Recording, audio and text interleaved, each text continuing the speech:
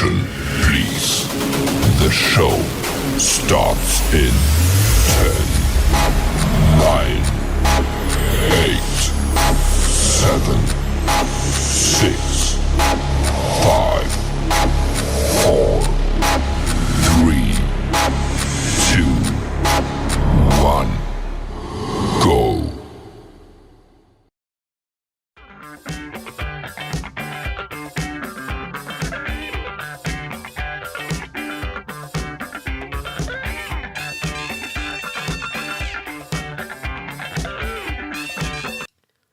The following content contains adult language and humor that is not suitable for viewers under the age of 18. Viewer discretion is strongly advised. The views and opinions expressed during the following video content are those of the individual and may not reflect those of others. Thank you.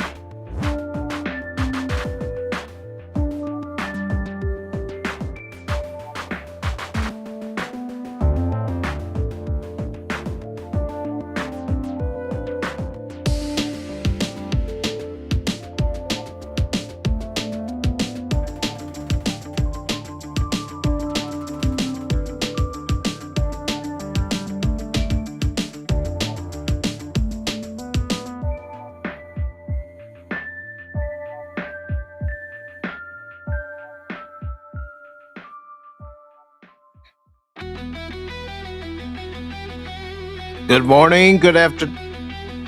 Oh, that's a little too loud. Good morning, good afternoon, good evening, and welcome, one and all, to the Sunday edition of Pacific414 Pop Talk here on March 16th, 2025, also known as 316 Day. What? I said 316 Day. That's right, it's March 16th, 2025, and I have several articles to go over, and we'll also take a look at the weekend box office during this edition of Pacific414 Pop Talk.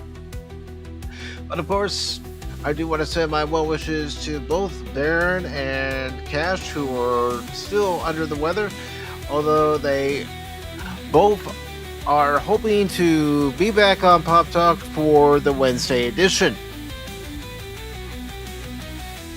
So I'm sure, with it being a weekend, some folks might be at a St. Patrick's Day parade, since St. Patrick's Day is tomorrow, but a lot of towns are having their St. Patrick's Day parade and celebration here on the weekend.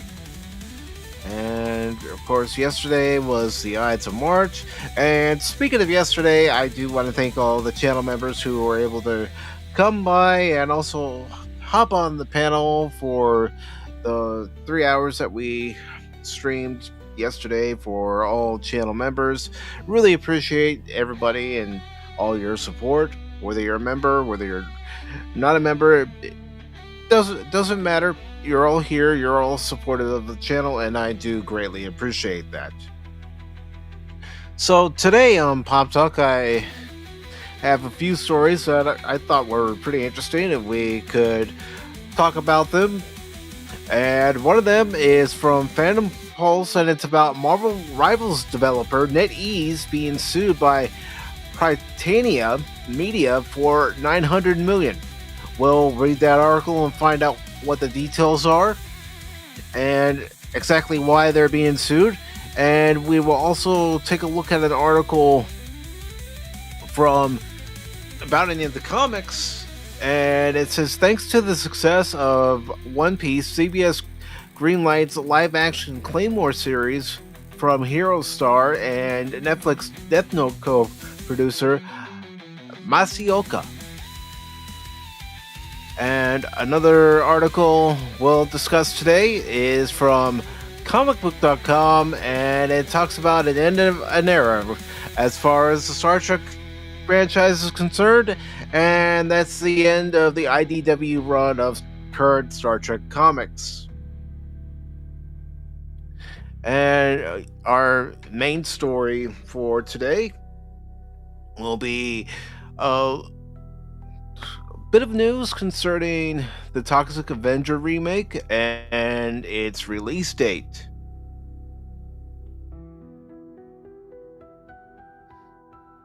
Yes, Tree Rock. They're being sued for $900 million. And it's good to see Shane. What's up, Euron? How you doing, brother? Good Sunday morning to the both of you. Good Sunday morning to one and all. And in case you missed it, Baron and Cash are still under the weather, and they're both hoping to be back for the Wednesday edition of Pop Talk. So let's go ahead and get into our first article here. So just give me a second to get to the video clip, and then we'll get into this first article.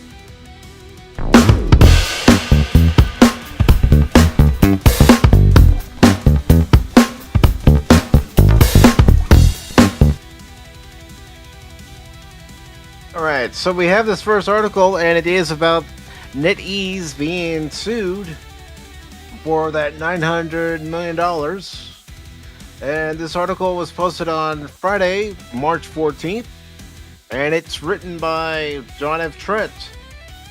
So let me just get the link to the article posted on YouTube, Rumble, and X.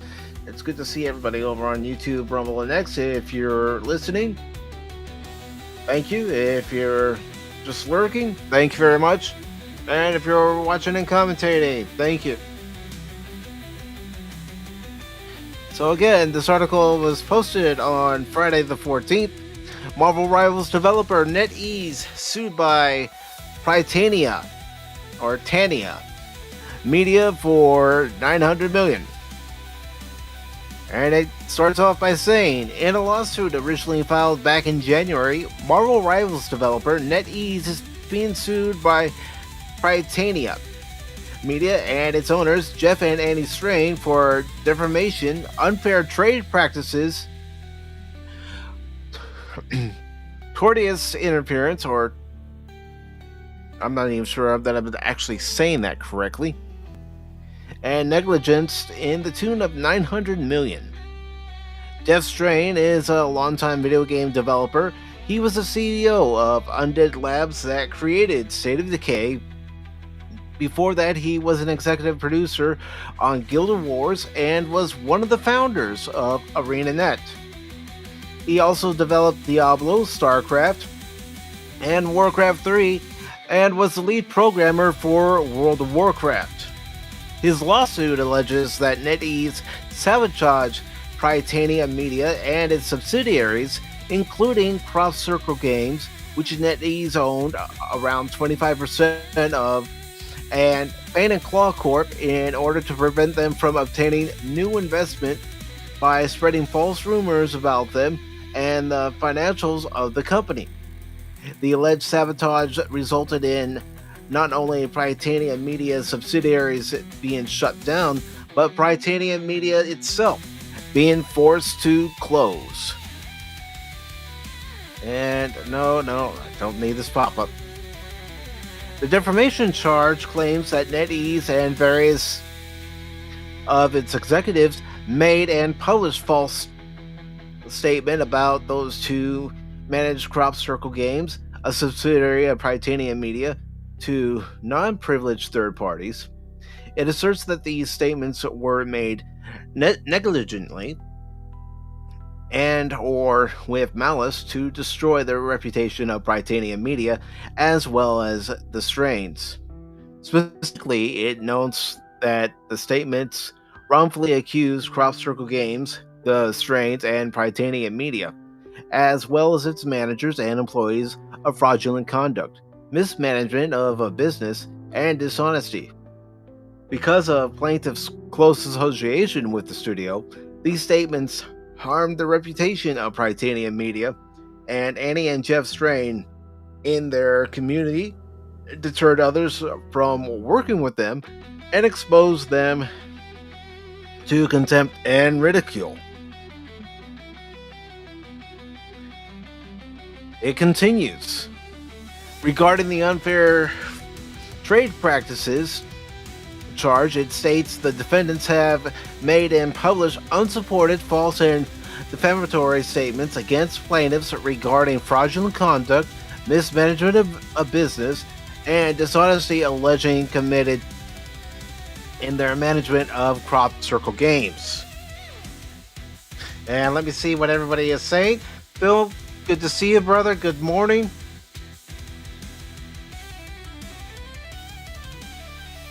And Shane is saying, woohoo, smash all the likes. Yes, if you're watching on YouTube or Rumble, make sure you smash that like button and share out the stream, whether you're watching on X, YouTube, or Rumble. Shane also says, yeah, it wasn't because Britannia was pushing them to make Marvel Rivals more inclusive and non-binary. It wasn't because Britannia was pushing seminars of wokeness. Well, you know, you also got to ask the question too, Shane. Is this lawsuit that was filed back in January coming about because of the success of Marvel Rivals, and they want their piece of the pie? I think that's a valid question. And the article continues by saying those statements were made and published to former, current, and prospective customers of and potential investors in Crop Circle Games, Britannia Media, and Annie and Jeff Strain's other gaming business interests, all to direct damage and prejudice of all plaintiffs. It continues. It goes on to note that all these alleged false statements were done to damage plaintiffs because they threatened NetEase's planned expansion of its game development business in the United States. Plaintiffs who are in the business of creating and managing game studios were in direct competition with NetEase in the market and could speak out about NetEase's potential illegality involving its financial investments in the United States. Elsewhere in the lawsuit, it implies that the Strains were targeted because they were pressuring NetEase to be compliant, or maybe even compliant, with the Committee on Foreign Investment in the United States, but NetEase did not want to comply because it would be required to identify its government ownership and any golden shares, as well as it being required to identify owners and board members that are members of the CCP and their position within the CCP, as well as the existence of the CCC party organization, its members, and the control it exerts over NetEase. Well, NetEase is a Chinese company, so they would have their influence in there. Whether you like it or not, it would still be there. Speaking to Polygon, the Strains lawyer, Stephen Griffith, shared that they are seeking $900 million in damages. NetEase dismissed the lawsuit, telling Polygon the allegations by Britannia Media and its founders, Annie and Jeff Strain, are wholly without merit, and we empathetically deny and will vigorously defend ourselves against them. Our record as a global gaming company speaks for itself.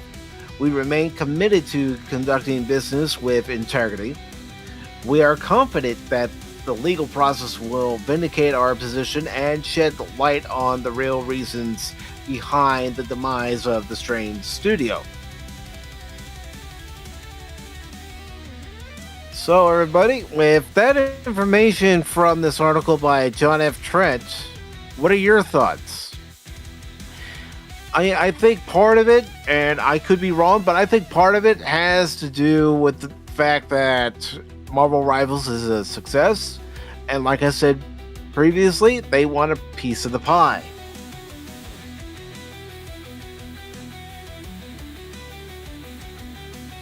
No. It should be well known to anybody that pays attention to games. You're absolutely right, Shane. Absolutely right.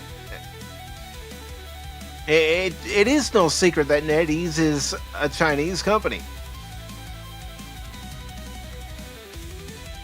And Phil McCracken is saying, regardless of what happened, Prytania only focused on one game, and no gaming company can focus on a sole game and something happens. Bad run company, Prytania. Yep. You have bad actors in any kind of business, and if you're only focusing on one product and not expanding to other avenues, then you're dooming yourself. Just my opinion. Now, whether this lawsuit's going to hold up in court, that's another thing. I mean, just by reading this, I would assume, and I know one shouldn't assume, that this particular lawsuit has been filed here in the United States. I could be wrong.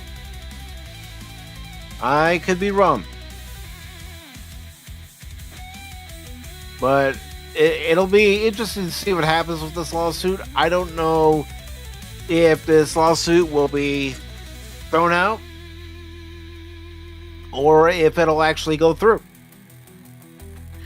It'll be interesting to see what happens with this lawsuit if it actually does end up going through.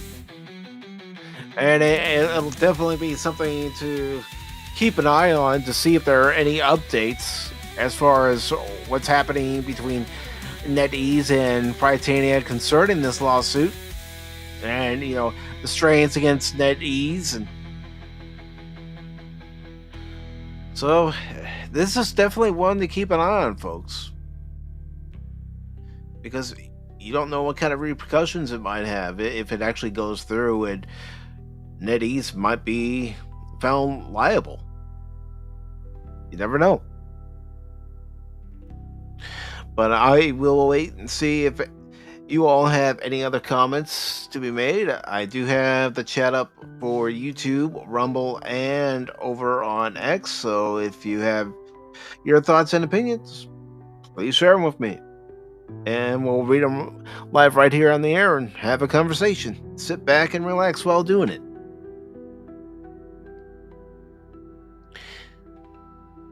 Yep, I really don't know what else to say. Let's check out the comments that a few folks are saying. And Mr. 0303 says, it's almost like the CCP wanted to damage Western studios. Prytania took their money and now they act surprised that an enemy is behaving as such. And Lumberjack Oz says, so defamation is an unconstitutional law and I hope he loses. I don't care what is said. You have the First Amendment right to say it. The First Amendment is an absolute, and anyone who uses unconstitutional laws deserves to lose and get smacked in the face. Also, I believe NetEase is a Chinese company, so this won't go anywhere, hopefully. Welcome to adulthood. Sticks and stones. Yeah. In the long run, it's going to be interesting, like I said, to see where this goes exactly, and if the lawsuit's even going to be taken seriously. I'd be more than happy to have you on, brother. Let me go ahead and get you the invite, and good to see you, Pops.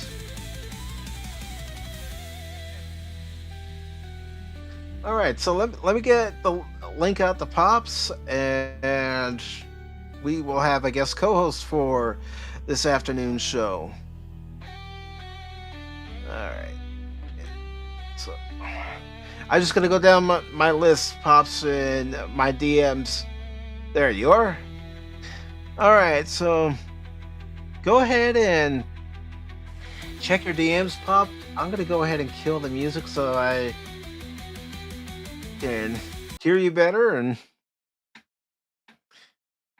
but yes, ladies and gentlemen, we will be having a guest co-host for this afternoon's show, the one and only Pops. And speaking of Pops, let me go ahead and get his channel link. And the reason why I'm getting his channel link because he has Talk Hard coming up on Tuesday. And for this Tuesday's Talk Hard with himself, Stone Loki, Ironcaster, and Squeaglemouse, they're going to be watching, well, not watching, but they're going to be talking about Teenage Mutant Ninja Turtles from 1990. I think that's a movie that a lot of us who remember seeing that movie back in March of 1990 are definitely excited to celebrate. And speaking of which, Pops, welcome to the show. Hey man, so cool to be able to make it with you. I obviously have crazy schedule things, so it's great to be able to connect and be able to hang out with everybody out there for a few minutes. I'm expecting some crazy rain, so I'm actually here at the farm holding down the fort while the missus goes out and takes care of some errands. So until the rain gets crazy, I've been doing some recording and editing for a little bit, and I saw you were live. Well, I've been listening the whole time, and it's like, listen, I can give him a few minutes if nothing else. So man, good to see you. Great to see everybody out there. Hope you're doing well.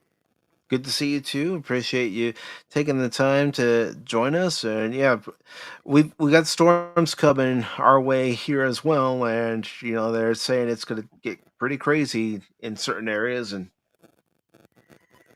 Yeah, we got 15, 20-mile-an-hour winds already, some just crazy gusts and stuff, but yeah, we'll be all right. I mean, it's good. It's just weather stuff, but I'm very remote for those of you who don't know that. So yeah, I the weather will dramatically affect my connectivity. I definitely will blink out. So yeah, that's what will happen. So I'm trying to get as much work done early in the day as I can because I figure in a couple hours I probably won't even. I mean, I have service, let alone internet. So we'll see. So, but good man, good to see you. Always listen to the show. Just usually catch it after the fact or listening while I'm working, things like that. So good to be able to be here in front of you. there's nothing wrong with that. I think that's how a lot of us catch each other is if we can't be there live, we try to watch it after the fact or, look for key parts where it's like, ooh, they were talking about this. I want to hear what they have to say about this. Agreed. Agreed. So yeah, it's good, man. What else is on? What's on the slate? I'm gonna kind of pretend that I don't know about the gaming stuff. I'll tell you what, though, Marvel Rivals is really big. I don't know if Hmm. that's something you guys have talked about much, but man, with the kids, I'm old enough now. Look at the face. I can say that with the kids, um, it's got them into like Jeff the Shark and Sue Storm's costume, and they're into stuff. Which I'll take it as a gateway into comics. I just wish the comics were good to get them hooked on comics. But hey, I'll Yeah. take what I can get. Yeah. And, I have dipped my fingers and toes into Marvel Rivals. I've Hmm. played with a few people, Yoron being one of them that I've played with him and Fat Steve and had a lot of fun doing so. Yeah, it's good. Because it really is one of those games where if you're playing by yourself, yeah, you can have fun, but if you're playing with friends, you can strategize. Hmm. Okay. Very cool. Very cool. I don't want to derail your outline. What's next on the topic, man? Next on the topic, well, speaking of comics, let's go ahead and talk about this one coming up here. So let me go ahead and play this.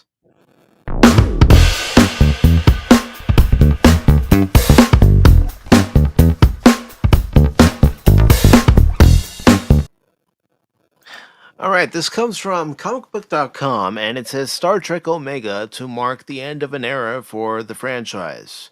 Star Trek Omega brings IDW's years long Star Trek story set before Star Trek Nemesis to its end. Hmm. Okay. So I thought I would talk about this because, as you know, I am a Star Trek fan. Even though I haven't read any of the IDW Star Trek comics, I just wanted to see what the story involves and, if it would say which characters from, Star Trek would be involved, especially if it takes place before Nemesis. Right.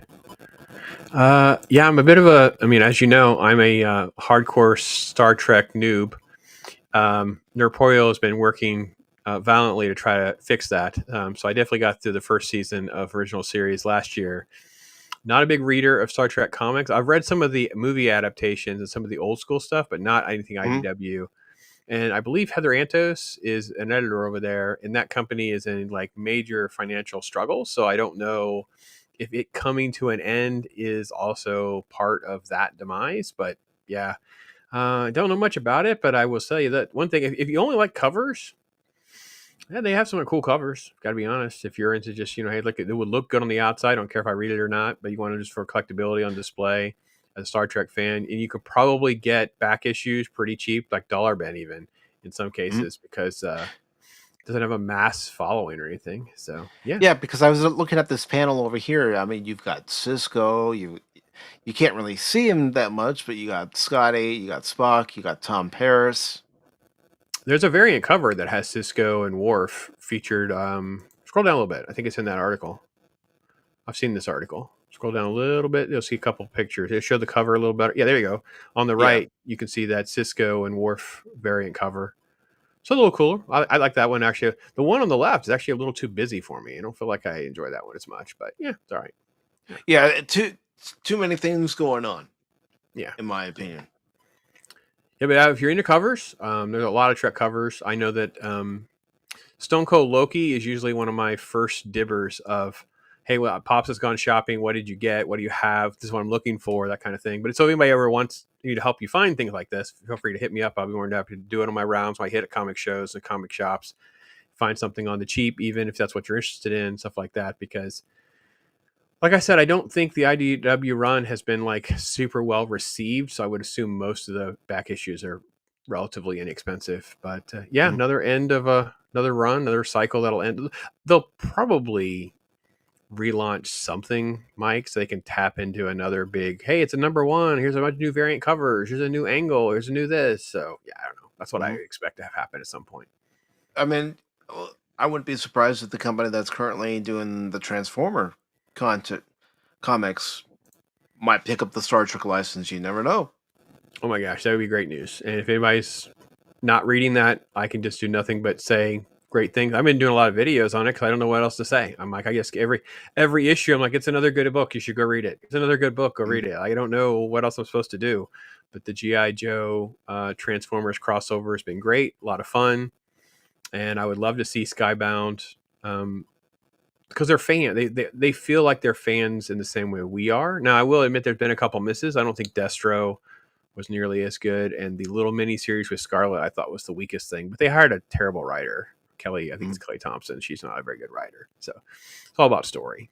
But yeah, it'd be kind of fun to see like true Star Trek fans do a story or a series on something. You don't get into the lore. I mean, I'm not going to pretend that I'm a good.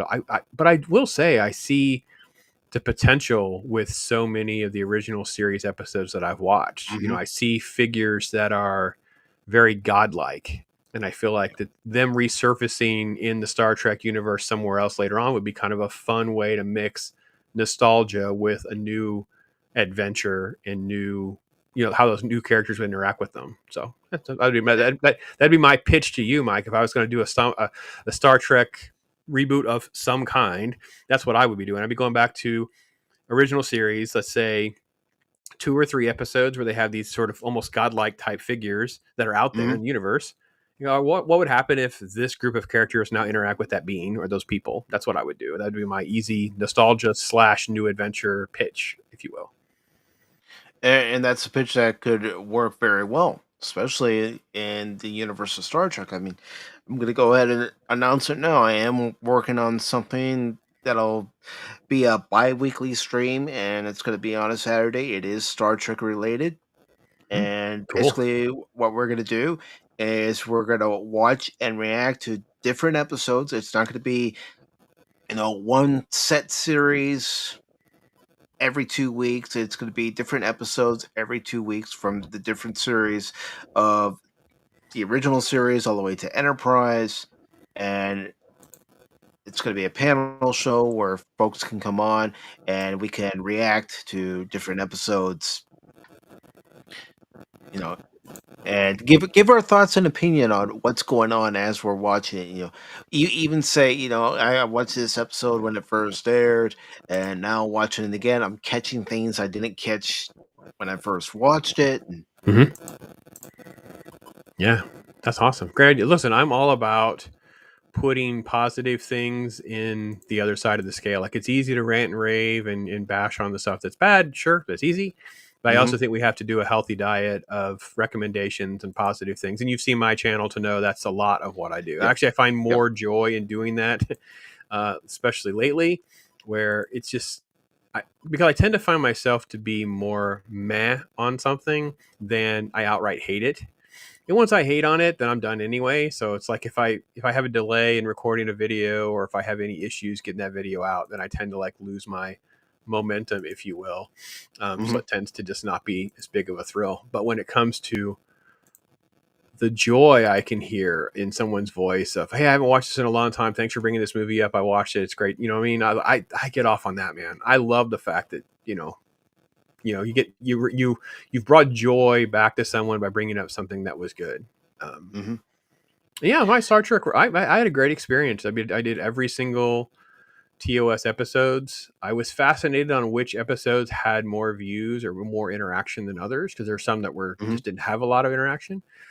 But overall, I had a good time, good learning experience, understanding and appreciating Star Trek, in 50-year-old pops' brain and mind than me as a kid, because I haven't really watched a lot of those episodes since I was probably a kid. So. And I'm already thinking that whenever it comes to an original series episode, we're gonna watch it as it originally looked, because Mm. I have the Blu-rays that have both the HD and the original Hmm. versions of the episodes. So we're gonna watch them as they originally looked to get that feel for an original series episode. And, Okay, that's good. That's good. yeah. Uh, yeah, I streamed them directly from whatever's out there, so I don't know what versions I watched, but I will say this: I came away with a great appreciation of people that were trying to get sci-fi in front of people. Like you feel like you're Hmm. watching writers and storytellers with a lot of care for their craft. The scores are always great. The lighting was good. Interesting ways of trying to find balancing the budget with some sort of random set or something like that. I thought were Hmm. always good. So yeah, it was a good experience. So I mean, that's essentially what I want to do with this Star Trek stream. mhm. Is tell people it's not just the original series that has good episodes. All the series, even Enterprise, have good episodes, and we'll even watch some of the not so great episodes. Yeah, I I look mean, forward to hearing more about it, because I'm probably going to continue my original series run here soon. I actually started the first episode, but it was kind of like one of those things. I was doing too much other stuff and I wasn't paying close enough attention, so I got to start again. So that might disappoint people, but I got about 15 minutes in. I realized I was not visually paying close enough attention, so I needed to start again. So, but yeah, back to your story though. Yeah, Star Trek Omega, Heather Antos, IDW, whatever. So, ooh, some so Voyager love. Cool. yes. So this is by Jamie Lovett, and it was posted on the 14th. Excuse me there. It says Star Trek Omega will bring the current Star Trek comics to its end this May. Comic book can exclusively reveal details regarding the 40-page Star Trek Omega one-shot, which concludes more than 2 years of shared storytelling between IDW Publishing's Star Trek and Star Trek Defiant series, written by the same writers who have helmed those two series, Colin Kelly and Jackson Lanzing and Christopher Cantwell, respectively. With art by the same artists who have graced them throughout the run, Star Trek Omega promises to spotlight these characters in the aftermath of the Star Trek lore war event.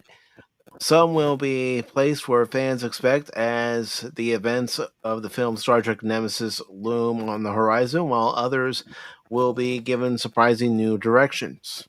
It Very goes cool. on to to say, how does one put into words the feelings of ending an incredible nearly 3-year run of comics? It's impossible to say, says group editor Heather Antos. Two critically acclaimed ongoing series, two franchise shattering events, multiple tie in series, and one shots. What Jackson, Colin, Chris, Angel, Ramon, Marcus, Mike, Megan, Rachel, David, Tess, Oleg, Joe, Eric, Travis, Liana, Lee, Marissa, Clayton, and all of the other incredible artists involved on the covers have accomplished is nothing short of comic book alchemy. Omega is the culmination of some of the most passionate Star Trek fans and comic creators alive, and they have given everything they've got in what I hope will go down as one of the most emotional and heartfelt stories, not only in Star Trek history, but comic book history to boot. I will And, say and there is probably a hole in us comic book fans and those of us that will talk about comics on YouTube mhm. for people that are reading the Star Trek comics. I don't think there's much of a there's not a lot of people that are doing that, which seems like I, a kind of a criminal. So again, I'm flying blind here. Maybe they are great, and they just don't have an audience, and enough people aren't talking about them. I don't know. But it'd be good to see if some folks do reviews and comment on them. It'd be kind of cool. I mean, I'm surprised nothing like that's come up in my recommendations because, I do look at old clips of different episodes, Hmm. and different Star Trek games. I mean, recently just finished playing Star Trek Voyager Elite Force, a game that's 25 years old, but it's still fun to play. But I'm like you. I'm surprised that we haven't seen anybody specifically talk about this comic run. Yeah, I mean, even like the big YouTubers or Eric O'Sullivan who are like digesting dozens of comics, like this. I don't think Star Trek or some of the other movie tie-in stuff. I mean, they really have very little patience for even more nostalgia type stuff. I think Space Ghost is caught on, Flash Gordon, Dick Tracy to a lesser extent. Obviously, the Transformers Joe stuff we talked about, but Mhm. most of the other stuff, you'd be shocked at how much stuff is out there. And sadly, a lot of money and time is spent on how they look on the cover, and the interior art is the problem. So, yeah, I have another video on that coming out soon because I actually messaged the artist like, "Hey, this character doesn't have a face. What's the deal? Like, what's the deal with there's no face?" Or like, yeah, and it's definitely a problem. I'm not trying to say that's in the Star Trek books, but yeah, I'm just shocked that there's not more because like a Star Trek channel, if nothing else, could always default to at least one video here and there on comics. So, just my thought. I mean, I'm surprised, and I'm gonna go ahead and name the channel, but I'm surprised a channel like Trek Yards hasn't done that, since Hmm. they cover pretty much all things related to Star Trek. These books would be cheap. Like I said, I could probably head down to a couple different shops and dig through dollar bins or look through bulk pricing and try to shop around for somebody to find you. Because especially if you're going to read them, so you don't Mhm. really care. They don't have to be like these perfect near mint expensive versions or variant covers. You're just like, oh, I want to get a copy of it so I can read them and show them off to people or whatever. Exactly. Yeah, You're not gonna be, putting the backing behind them, making sure that you have the cover in pristine condition. You're gonna be flipping through those pages over and over again. right. Yeah, it's yeah. And if you're looking for a Star Trek comic to get graded or hang on a wall, you would want one of the original. The really ones to get would be like the photo covers from back in the day. You know what I mean? Like Hmm. the ones with the photo covers of Shatner and Shatner and Nimoy on the cover, something like that. Those would be the ones to get, but they're going to be Yeah. expensive by now because they're so old. But you could get, those first type issues would be what you would seek after. All the rest of this stuff doesn't have that kind of fandom. Even the Star Wars stuff has really fallen off over the last couple of years for obvious reasons. And yeah, so interesting topic, interesting conversation for sure. Hmm. It is very interesting. It's good to see Anonymous says you I can't know. judge a book by its cover. And yes, I do have that clip. Let me just grab it real quick and we will play it. All right, there it is. And here we go. Anonymous. Anonymous. Anonymous.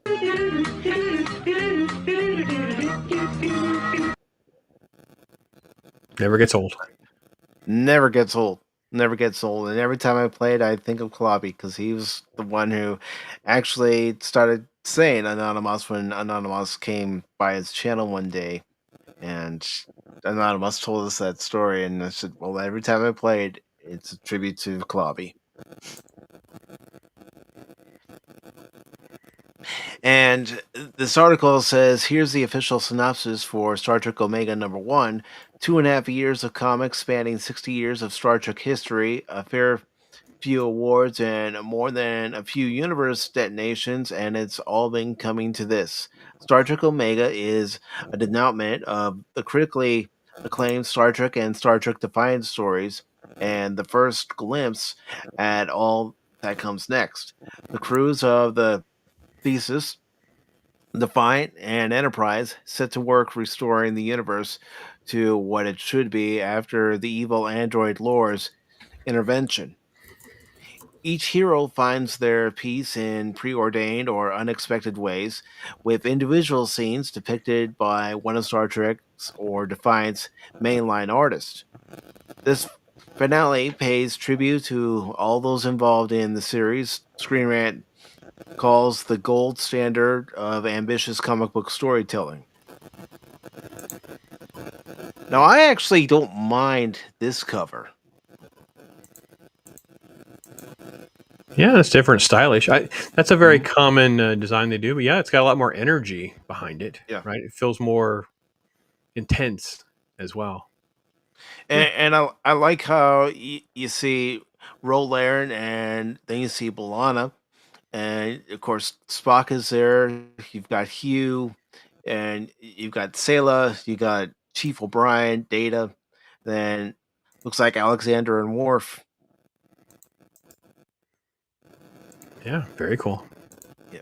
It says while Star Trek Omega closes the door on one era of Star Trek comics, IDW renewed its licensing agreement with Paramount for Star Trek comics, meaning it isn't done with the Final Frontier yet.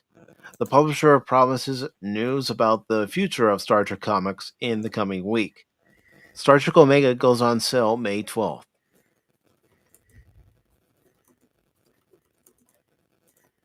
So yeah, and that's not the only comic related story that we have for this edition of Pop Talk either. But Oh, I will definitely be on the lookout for these issues of Star Trek Omega, and who knows, I might try to get both covers, just for collecting purposes. But what yeah, do you like I think, said, man, if Pops? you yeah, like I said, if you want me to put you on the list of stuff, I go out and do my shop hunt, see what's out there, and see. I'm more than happy to help anybody out who wants that. It wouldn't be something I'd be interested in. I might read it digitally. If you wanted to do a video or something like that, I'd read them for that video or whatever. But I don't think I'd have a physical copy. If I was shopping for I have shopped for some Star Trek comics, but I was like the old school Marvel and older. I think I got a couple of those really nice photo covers that went to Loki that were Mhm. from the 70s or whatever. Yeah, they've been around a minute. Those are the only two recently that I've gotten, but it happened to be in a bin full of other stuff. We got them at a great price, so it's a good time to buy Star Trek stuff, folks. By the way, if you're into Star Trek and Star Wars stuff, Battlestar Galactica, you are into that stuff right now. There's no market, there's no demand. The demand is really low, and you can pick and choose your battles, make offers on things, and don't be afraid to be aggressive on your offers. I've seen sealed boxes of Star Trek trading cards from like the 90s at dirt cheap prices. I sold all of my Star Wars singles. I have very little left. I have some binders and some stuff, but somebody just made a good deal on all, bought them all from me. And I'm like, yep, I'm good. They're not selling. So I might as well just keep back the, Boba Fett, Vader, some of the rare ones that I would enjoy keeping if I didn't ever Mhm. sell them. And other than that, most things left. I have a lot of sets. I kept a lot of sets of stuff, but a lot of the other stuff, it's a good time. But yeah. Like I said, folks, you got to find stuff that you would enjoy, that you want to just spend time getting happiness, put a smile on your face. So if this is one that works for you, that's what you should go do. Get it out there. Get out there and get it. Exactly. It's like last week I went and saw Queen of the Ring. So only released to 825 theaters, and I'm grateful that my theater even got it. And I thoroughly enjoyed the movie. Very cool. Very cool. But like I said, we do have another article related to comics, so let me go ahead and play the video for that, and we will switch over.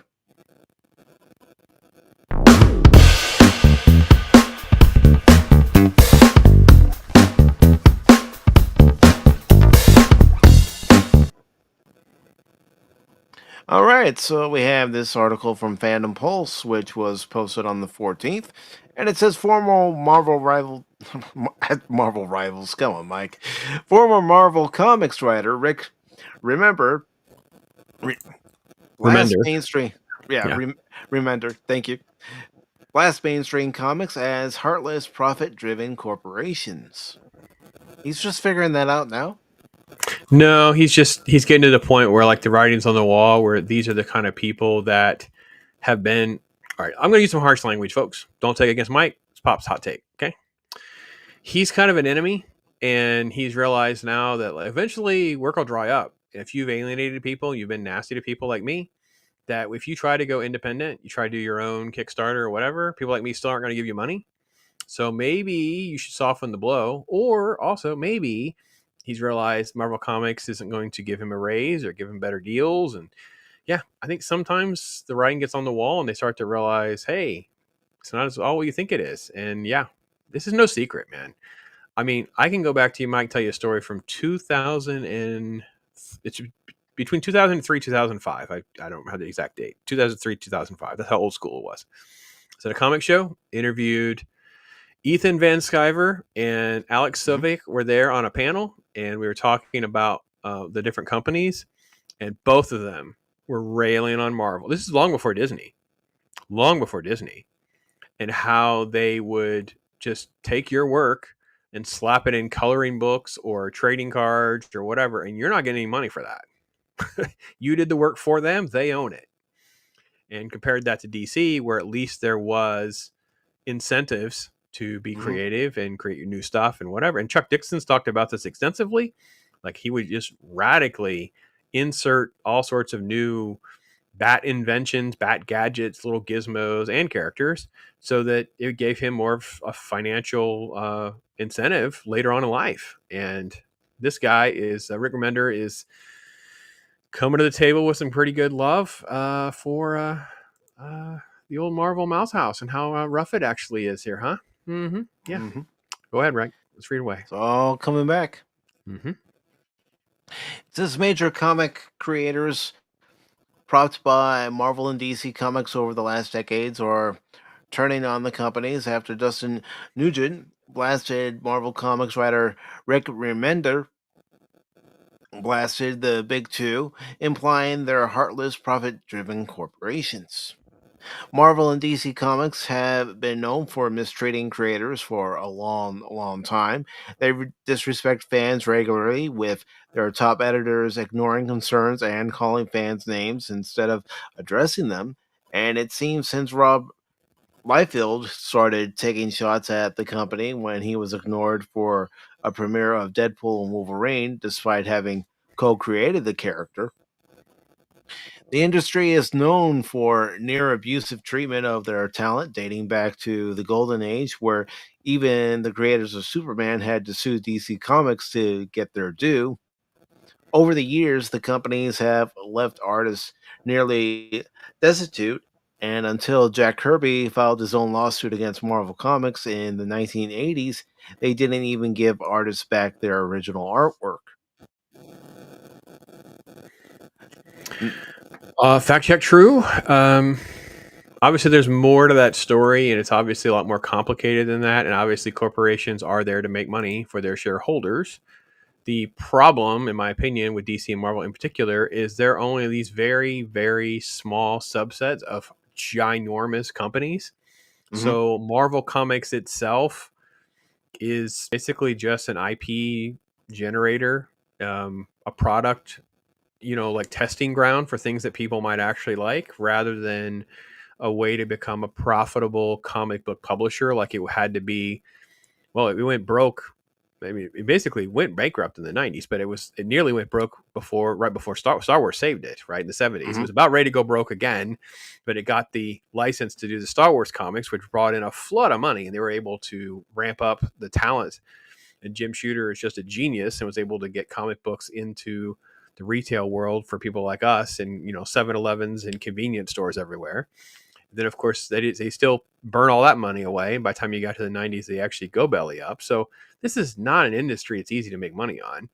Uh, Chuck Dixon famously has said, if you want to make $1 million in comics, spend $2 million. And I'm like, yep, that sounds about right. Toxic editors, and okay, I mean, the creators are too. I mean, Rick Remender and Hmm. many others. I think that there are a lot there's a lot of validity to the fact that Disney Marvel has no love for Marvel Comics creators, especially of the past. They're more interested in their stuff. You've seen this now, right? We got America Yeah. Chavez. Like, America Chavez is this brand new character. Miles Morales.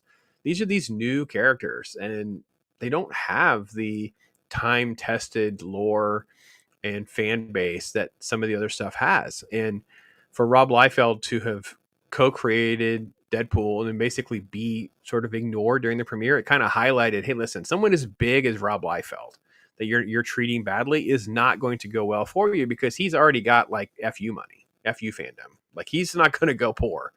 So it opened the door for people like Dustin Nguyen and now Rick Remender, and there's been others along the way who speak out. And I get it.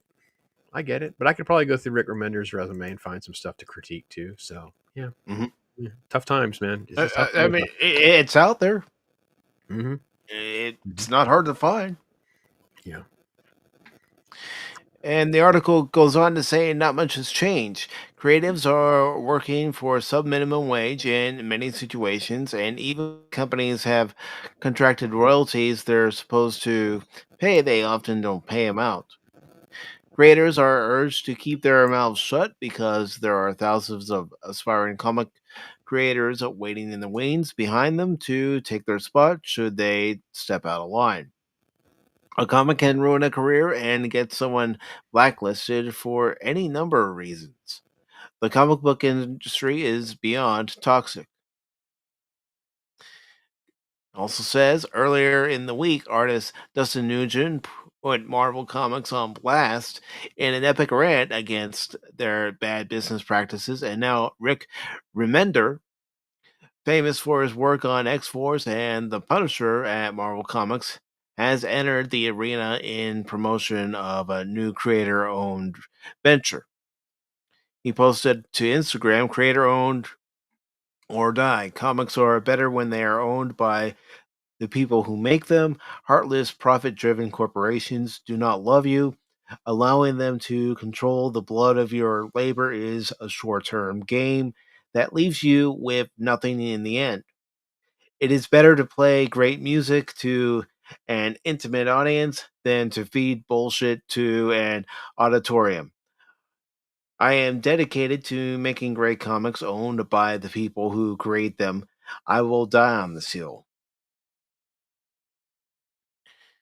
And then it says Giant Generator Wave 3 is underway exclusively at our wonderful home, the most dedicated publisher to the promise of pure creator owned comics, Image Comics. A small teaser of the next line of amazing books I co-created and co-own with, and then of course different creators he has tagged in his posts, and then we see it here. Giant Generator. While his sentiments hold weight that corporate comics are soulless and the companies do mistreat creators and fans, it's ironic because Rick Remender would hardly have a following if he didn't work for Marvel Comics for a long time, propped up by them. Remender has also been a large part of the downfall of the comic industry, as he infamously told Trump supporters not to buy his books. He posted in 2020 to Twitter saying, "If you still support this president, it's okay if you unfollow me and stop supporting my work. I'd prefer it." Are you still there, Pops? Hold on.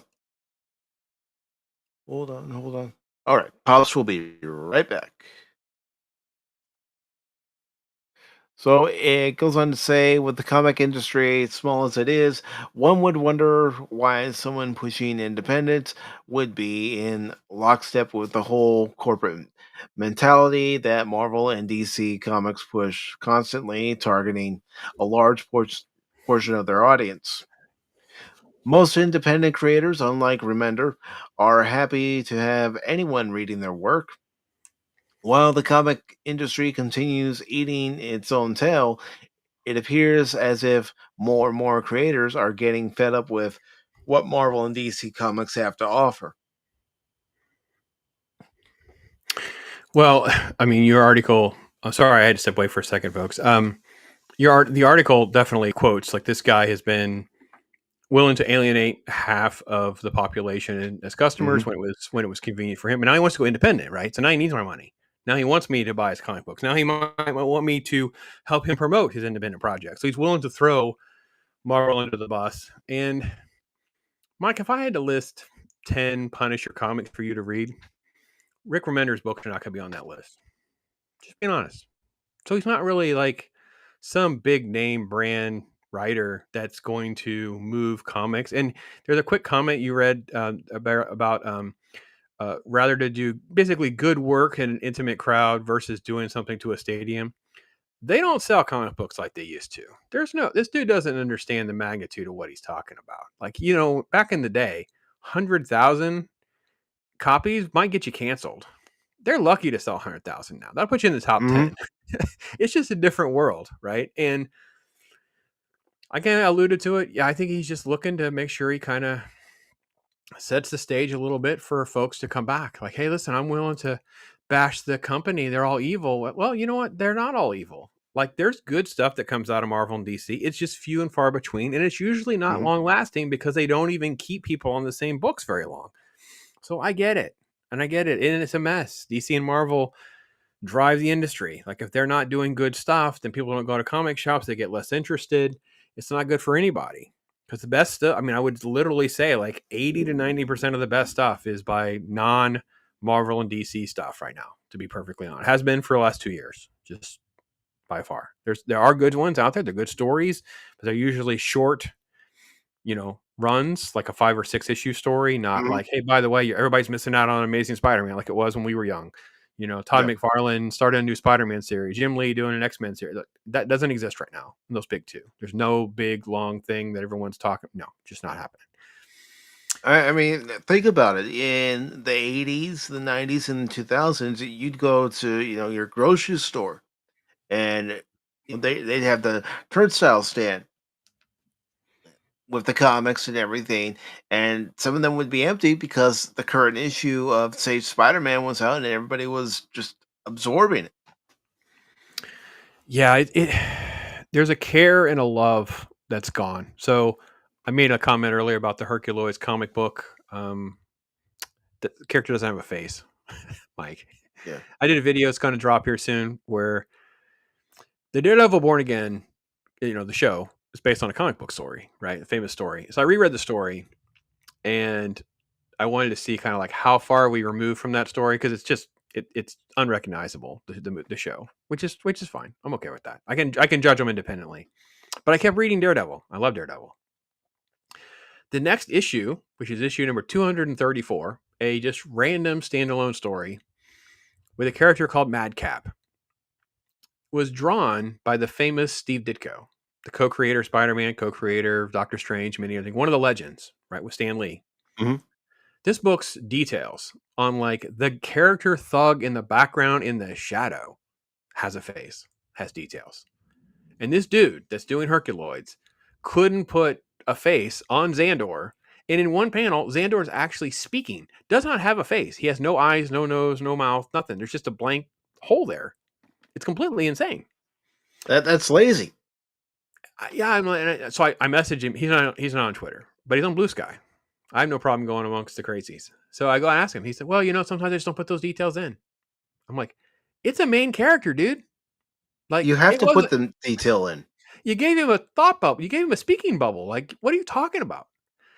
So the Rick Remenders of the world and whatever, I don't feel like they share the love. They feel the same way about this stuff that I do, that many diehard comic book people do. I mean, Mike, I've had someone tell me that I'm not a real fan. I had someone tell me I'm not a real fan. I had to show my wife. I'm not. You do realize that I'm asking her to put in another row for the graded books because I don't feel like I'm rotating them enough. So I'm taking down the two psycho photo there, and I'm taking those down. I'm going to move them to the other side so I can still see them and enjoy them. But I'm putting in another row. She put these rails in for me. Put in another row so I can put more books up. And I mean, literally, that's a Green Lantern. Let's see right here. There's a Green Lantern Golden Age photo signed by the artist. These are people that I meet. This is what's on the wall. I've lived and breathed this since I was a kid, but got serious like in my 20s. Like I laugh at I had this happen during Kenobi when I reviewed Kenobi. You're not a real Star Wars fan. Okay. Good luck with that. I had it happen when I was reviewing Star Trek Discovery. You're not a real Star Trek fan, are you, Mike? You're just not. Yeah, brother. It's a fun story to talk about. I'm glad you brought it up because I hadn't seen that relatively recently. I saw your links, so I opened those whenever when you put them out there. Catch up, make sure it's something I do a video on. It's like Toxic Avenger you have on the list too, and I'm like, I thought about doing a video on it. I just figured, let's live vicariously through people like you. But yeah, Rick Remender, good luck selling your book, man. I hope it goes well. I want good books, so if it's good, then we'll go back and say, hey, listen, this book's actually good. Yeah. And there are some good books. Some bad creators do good books, right? I get it. Like there are some that, it's hard to parse that out. I hating. I want things to be good. That's why the Marvel thing is such a big deal, because when Marvel's good and people are buying, like in the 90s, like when Marvel got so good that, it's true. Fact check true? Question mark. Not a real STD fan, no. Well, I'm not a fan of Star Trek Discovery. It's not real Star Trek to me. Yeah. Like in the 90s, when Marvel got so big, then DC claims, again, I believe Chuck Dixon. I don't, Graham Nolan. They've explained the timeline that this was in the works for long before that. But it was not a coincidence. Death of Superman and Nightfall come right after Marvel's. So we ended up with this era where you have all of this X-Men, all this Spider-Man, all this Batman, all this Superman, all exploiting at the same time. And then Image Comics forms because all those creators leave. So everyone was going to the comic store every single week. So it was the best era. And if that stuff could come back around where you could have that type of enthusiasm, it's good for everyone. Why do you think we bought Ninja Turtles? Because it was on the wall.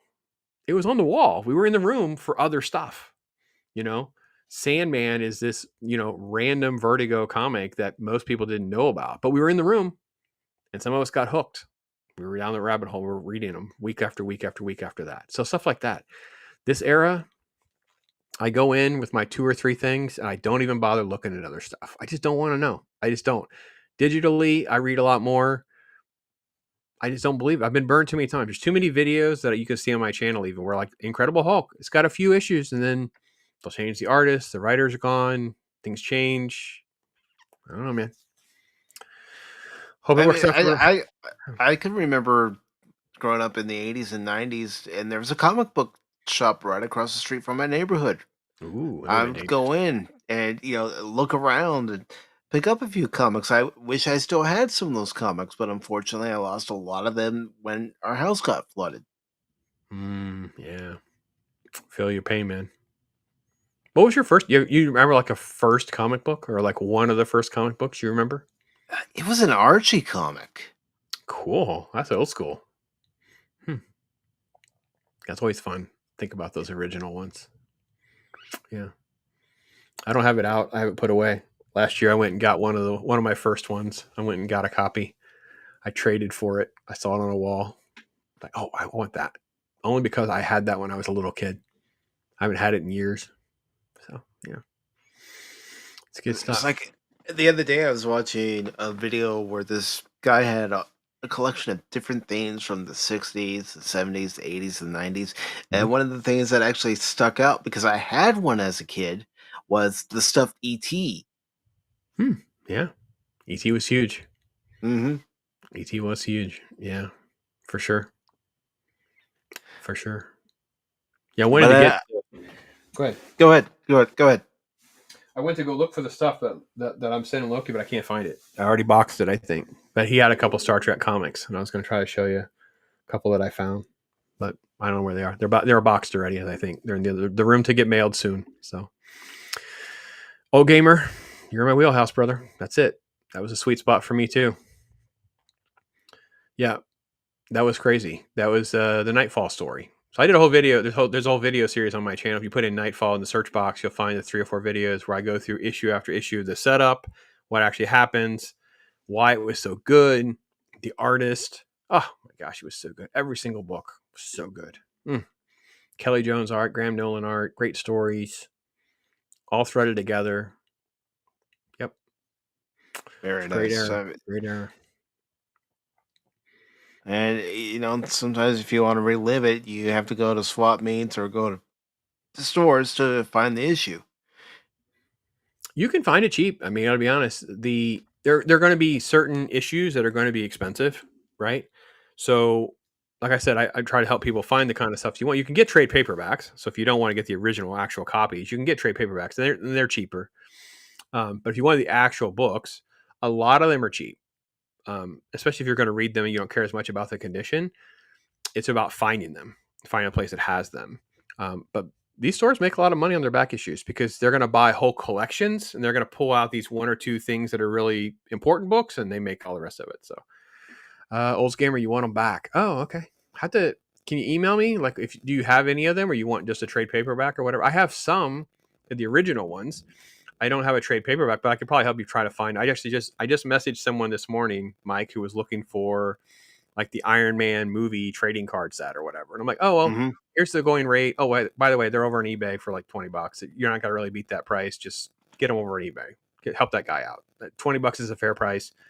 It's free shipping, whatever. Yeah. Just want to read them. Yeah, we'll get you a trade paperback then, OG. Find you a trade paperback.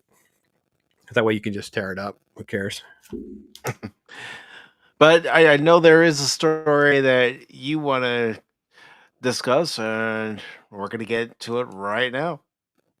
So let me just do the next story video, and we will talk about it. It is our main story, but with you being a guest, I want to make sure I get your opinion on it. Do your thing.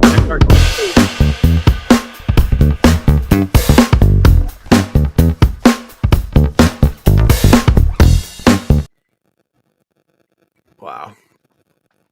I'm still kind of in shock this is happening. I'll be honest. I was surprised when I first learned shocked. that they were Yeah. doing a remake of it, and it's like, Yeah. really? And it's gonna have Peter Dinklage? I know. I was kind of first off to the idea that we're doing it again, like Lloyd Kaufman type stuff. And again, I got to be honest. When I saw Toxic Avenger, like back in the day, I was like, "What am I watching?" It's just crazy. Right? It is. It's just crazy, and I was not really a big fan. It was fine for what it was, and then it's like we're going to do another one with Peter Dinklage, and I'm like, "Okay, what?" And then I thought, well, Peter Dinklage will be the scientist. Nope. That's not what we're doing here. I was like, okay, no. I don't know how to feel about this one. So I got to be honest. I can't do it, man. I'm having a hard time. No offense. I'm going to get you canceled. I don't know what's going to happen, man, but I can't do the midget dwarf thing as Toxic Avenger, man. I just can't, I can't do it. It's not going to work for me. Sorry. Yeah. All right. I mean, this is something that, in my opinion, could either be incredibly bad that it's good, or completely unwatchable. I'm hoping that it's like So okay, right, you're right, you're 100% right, because it depends on the level of how serious they're taking themselves. Is this Mhm. played as absurd, or is it played like we're supposed to take it serious? Like oh right, yeah. Thank you for that reference to Killer Tomatoes. Right, if it's played for Killer Tomatoes humor, right, it's played for absurdity. That's fine, but I can't believe that Peter Dinklage can take himself that way. I just don't believe he's like that kind of person. He's the lead actor. That makes no sense to me. Him being the scientist would have worked. Like, I get it. Mhm. But I believe this also has Kevin Bacon in it, right? I didn't look at the Yeah, cast. yeah, it does. So, I don't know, man. It actually may get a theatrical release is still crazy to me as well. So, yeah, this one will be fun. I'm actually more inclined. I don't know that I'm going to go see it in a theater, but I'm more inclined to at least get a copy to review of this than most things that are coming out week to week, to be honest. Because if you're right, is it absurd or is it just needs to be destroyed? It's one of the Mhm. two. I don't know. I mean, I was even thinking, not going to see it in the theater, Yeah. but when it comes out on digital, doing a watch party, and if people want to come on the panel and we just riff it, we can do that. Yeah. Do that Mystery Science 3000 type of thing. Oh yeah, that's my sweet spot. I love that. I mean, that was how Talk Hard was born. Was just out of that sort of that vibe of things. It's just there's too much copyright issue trying to do that, so it's really challenging to pull it off. Um, but yeah, it is. It's weird. Go ahead and keep scrolling because they show you more photos, folks. So you can kind of get a good feel for the look. It's obviously Peter Dinklage. Mm-hmm. Look at the angle. They're trying to make him look taller and bigger and menacing. Yeah, But yeah, yeah, obviously it's not working. no, no. And this is the shot. That was the shot for me where I just kind of laughed. I'm like, okay, never mind. I can't take it seriously. Like because I was like, okay, look, I saw the poster and the concept. Look at his little fingers, his little tiny fingers around the mop. Oh man, yeah. I, I don't know. I mean, I just don't believe they have that sense even of this humor. shot right here, you could still tell that he's not a tall person. No, and it's like it only works if the toxic goo makes them this crazy sort of Frankenstein weird Yes, yeah, tree rock. That's the weird part of this. It's like he's not the scientist. He's the creature. He's toxic. I don't. Yeah, there's a shot of Bacon, right? Isn't that Kevin Mhm. Bacon? Yeah, that's Kevin Bacon. He plays scientist. 3 foot tall gremlin coming. Thank you. You're spot on with that. 100%. Even though I think he might be like 3'8" or something. I don't know. But either way, I get your point. He's like a mini monster. Angry mutant. I know that's what's going to happen, man. People are going to abuse that clip from Elf because it's going to be like, are you not self-aware? But Mike, what are your odds that it's campy and funny? They're self-aware of how stupid this is. I think my odds are going to be pretty high on that. Okay. I don't know. I want to believe. I want to believe that this is a movie that is aware of its concept and will poke fun at itself, but also with today's movie making, I just don't know. If I had to write it, it would be he is a mutant. People are making like little elf type jokes and then he just attacks them or something. I don't know. It would be so hard to pull off and remotely try to be serious. I can't imagine. Yeah. Well, if anything else, it would. When is it coming out? Did they give a release date in the article? I didn't really. It's supposed to be the summertime or something. Let's see. What happened? Release info. The Toxic Avenger will be released as an unrated wide release on August 29th, 2025, which kicks off Labor Day weekend. Okay. The irony is this could do really well, like right now, opposite like Snow White or something. Like it could be a fun alternative to the insanity and stupid. I don't know.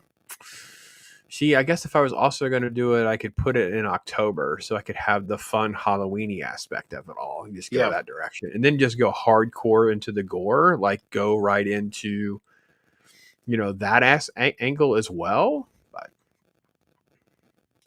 yeah. Oh, I know. Yeah, Peter as the giant helping Thor was, my wife actually laughed out loud. She was like, "Is that Peter Dinklage?" I'm like, "Yeah, it's Peter Dinklage." Yeah. But yeah, that's when it's coming out, folks. August 29th. Wow. Well, there you go, folks. There's something to look forward to. Look at his little fingers right there.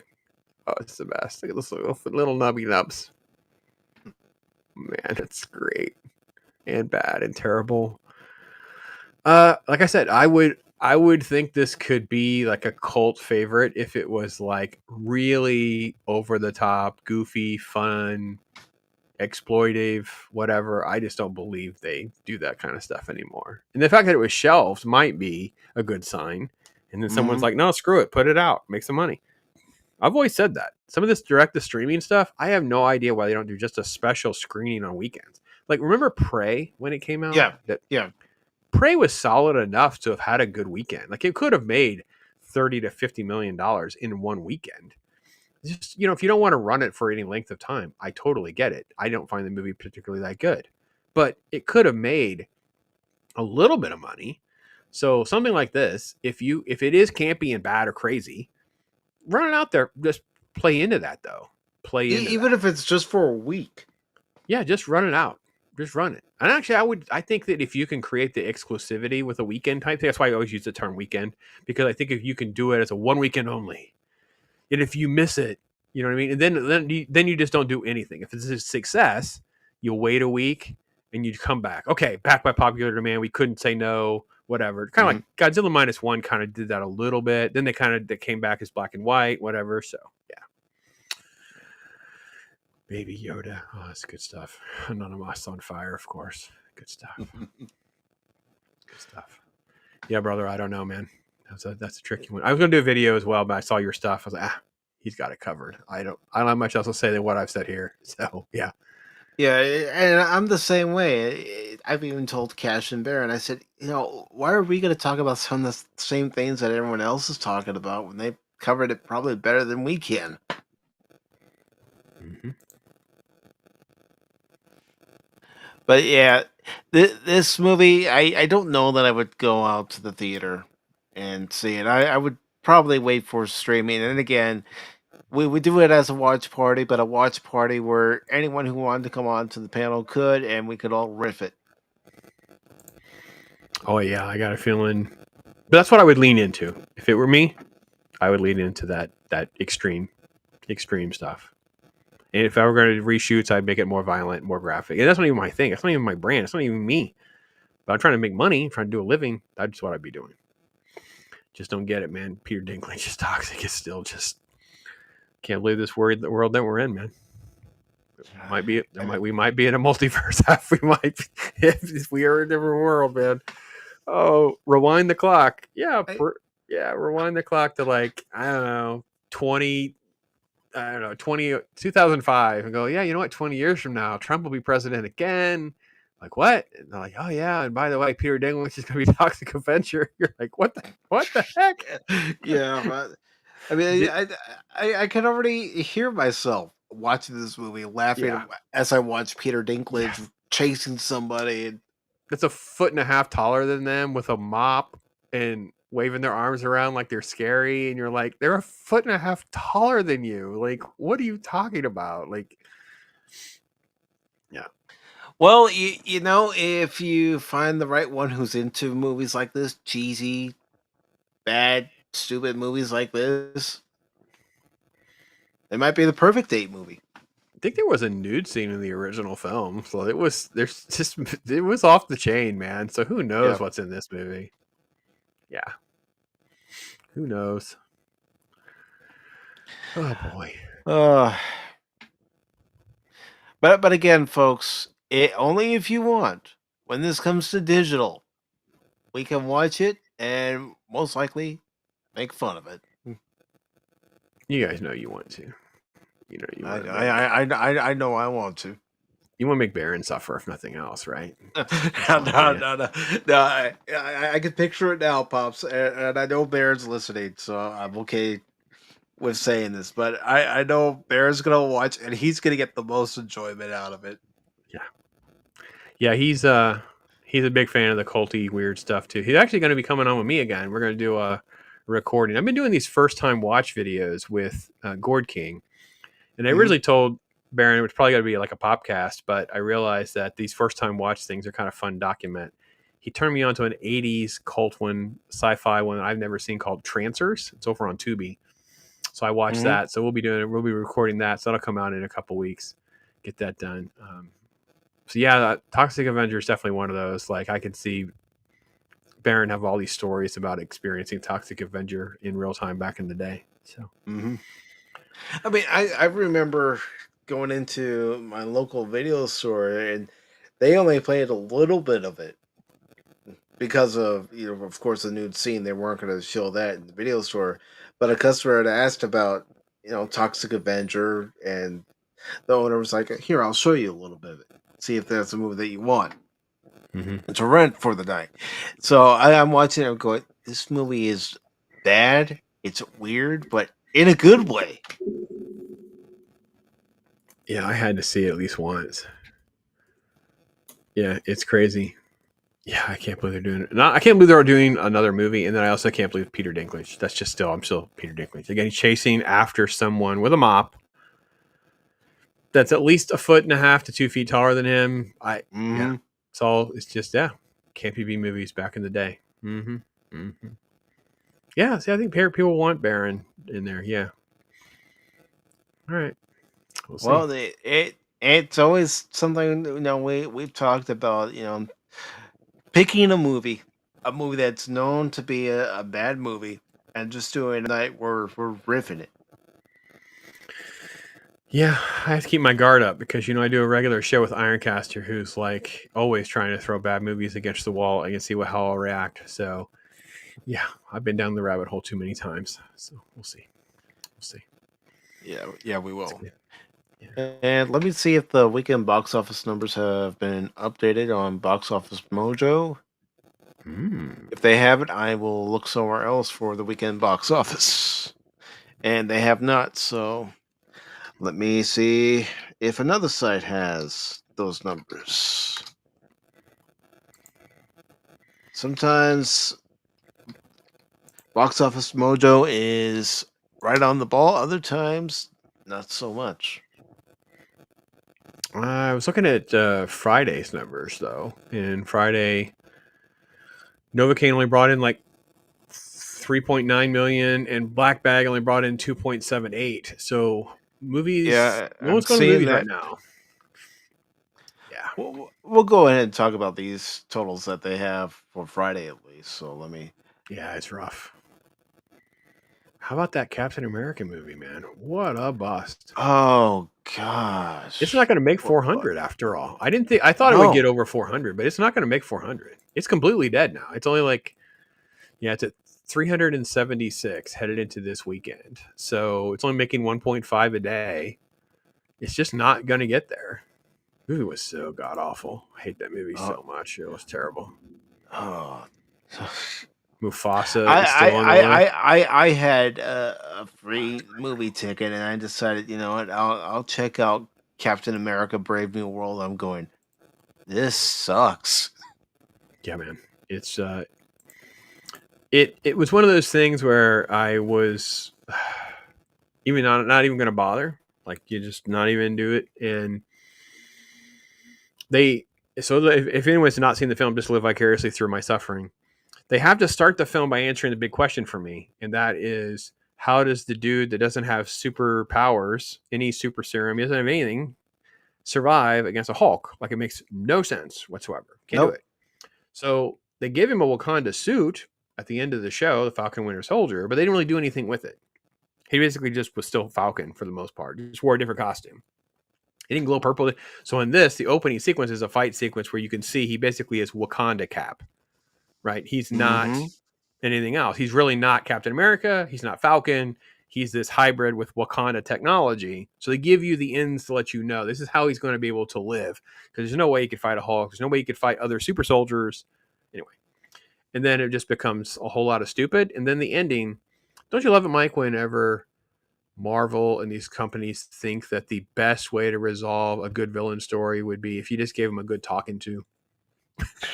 That was something I mean, that just had me rolling my eyes. It's like, give me a just break. another good talking to. Like, we just, oh, don't you just know about your daughter? You seem a good talking to. And by the way, if you don't know my pet peeve, the What If animated show came up with 2 scenarios to not have Thanos destroy the world, and one of them was a good talking to.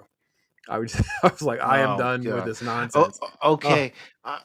Pops, we're gonna write a movie where the hero and villain they have to duke it out to the end. yeah, it would be a nice change of pace, wouldn't it? There's no talking to. It's No. like it's like this. The hero knows what the hero has to do. They have to stop the villain, no matter the cost. And the Hulk isn't even really a villain. In the leader doesn't even really get face to face with anybody. Like, it's all so dumb. Like, it doesn't make any sense. So anyway, And uh, I didn't think Harrison Ford's acting was all that great either. no, he just phones it in. He didn't even know where he's at half the time. He's just doing his thing. So, all right, let's talk about how bad the box office. Who goes to the movies right now? Because Lord knows it's been a rough road lately. Yes, it has. Weekends.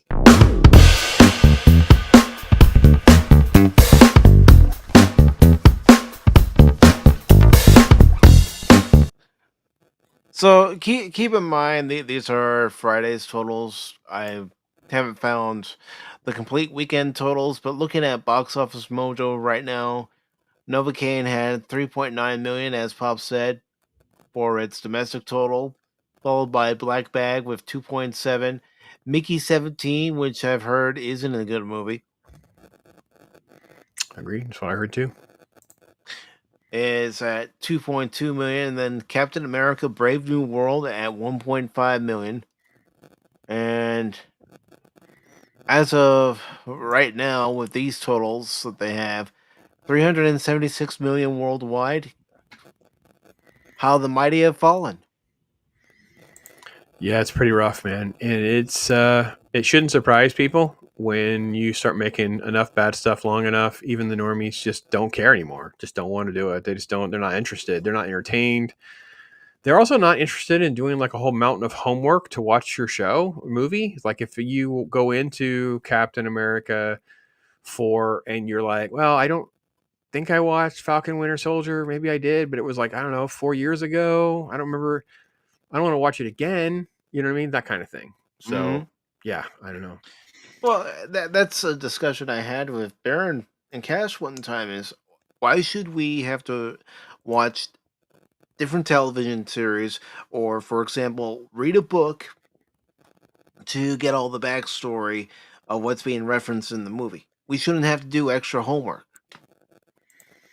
Yeah, they just do such a bad job of writing a story. Because I was recently did a video that'll come out in a few weeks with Stone Cold Loki about Alien and Aliens, and he Mm-hmm. got to a certain point in the conversation. He was talking about how Aliens could have just been a standalone movie. You could have just had this woman in space. She's found, and if you just dissect the story pretty objectively, you're like, oh yeah, that's true. They kind of explain everything that she went through. You kind of wish you had seen it. In fact, if it had been Mm-hmm. its own movie, you would have been, man, I would have wanted to see the cool story of whatever she survived. That sounds really cool, wicked, right? That's good storytelling, right? Because you have it, but if you didn't watch it at all, went into it completely cold, you could still have a great movie. You could still do it. And I feel like Marvel has lost that script 100%. Like you don't have certain elements of homework, it's not going to make any sense whatsoever. So this one you have pulled up, this whole Looney Tunes thing, I didn't even know anything about this movie. I didn't even know this existed until the box office thing on Friday. I was like, wait, what is this? There's another Looney Tunes movie out. Do you know anything about this? I'd only seen an ad for it, and from what I saw, to me, it didn't look good. Yeah, I I don't know mean, anything about it. Didn't know. I Hang on, I gotta be right back. mean, I okay, gotta check something real quick. Sorry. that's fine. But I'm into more the classic, Looney Tunes style, with all the slapstick and everything like that. But the trailer I saw for The Day the Earth Blew Up, it, to me, it didn't look good. If someone else likes it, that's fine. There's Brandon Looney Tunes fan 2000. He loves Looney Tunes, so he might get enjoyment out of this. But I don't know. If I had kids, I don't know that I'd take them to go see it. I'm actually curious because I will tell you this: I have been down the old non-Disney cartoon rabbit hole with the grandkids, and if this was something Mhm. they wouldn't mind seeing, I wouldn't be opposed to the theatrical experience with them. But at this point, I feel the need to check most things. Sorry, folks. There's a lot of messaging things. I don't want to have to deal with conversations. I just don't want to deal with it. So I have to check everything. So, yeah, didn't know it existed, man. Didn't know it existed. The only reason I knew Mickey 17 existed was that someone at work was going to go see it and wanted to know my thoughts. I'm like, I didn't see it. I'm not going to see it. So it would be, it would have to be everyone said it was great. And then I would probably jump in my yacht and go get a copy that way and then Mhm. do my video accordingly. And if it was really epic, then I'll race out in the theater and go see it again, give my money, get a physical copy, whatever. Kind of like Godzilla -1. Yeah. That's my how I handled that whole situation. So, The Last Supper though I think was on my radar screen. Pretty sure um, that was someone who was going to get me a copy. I just don't think I either got to it or something. Don't know how I feel about that. Don't know how I feel about faith-based stuff right now. I'm going through a kind of a pessimistic thing. I never watched the Paddington movies because I know this Paddington movie has been around for quite a long time now. I'm way behind the curve on Paddington movies, but didn't make a lot of money this time. No, it hasn't. Did And not do I'll well. I'll be honest. The only thing of Paddington I ever watched was the series that was on HBO for a time. Hmm. People have always praised that film, the first one especially. So Mhm. I've never given them a watch. It'll be in that first time watching bucket. Like I said, I've been doing with Gord. I'm hoping to get Baron to agree to that. I love to do that kind of stuff. Find things that Baron may not have actually have seen. Imagine that list. Mhm. Yeah, Yeah, yeah. we'll see. Uh, and Yeah, Tree Rock says here the same thing could be said about Star Trek 3. Star Trek 3 explained enough about Star Trek 2 to bring you up to speed. Yeah, that's all the yep. movies have to do. It's to say this, And this, even and even this more happened. so, Wrath of Khan.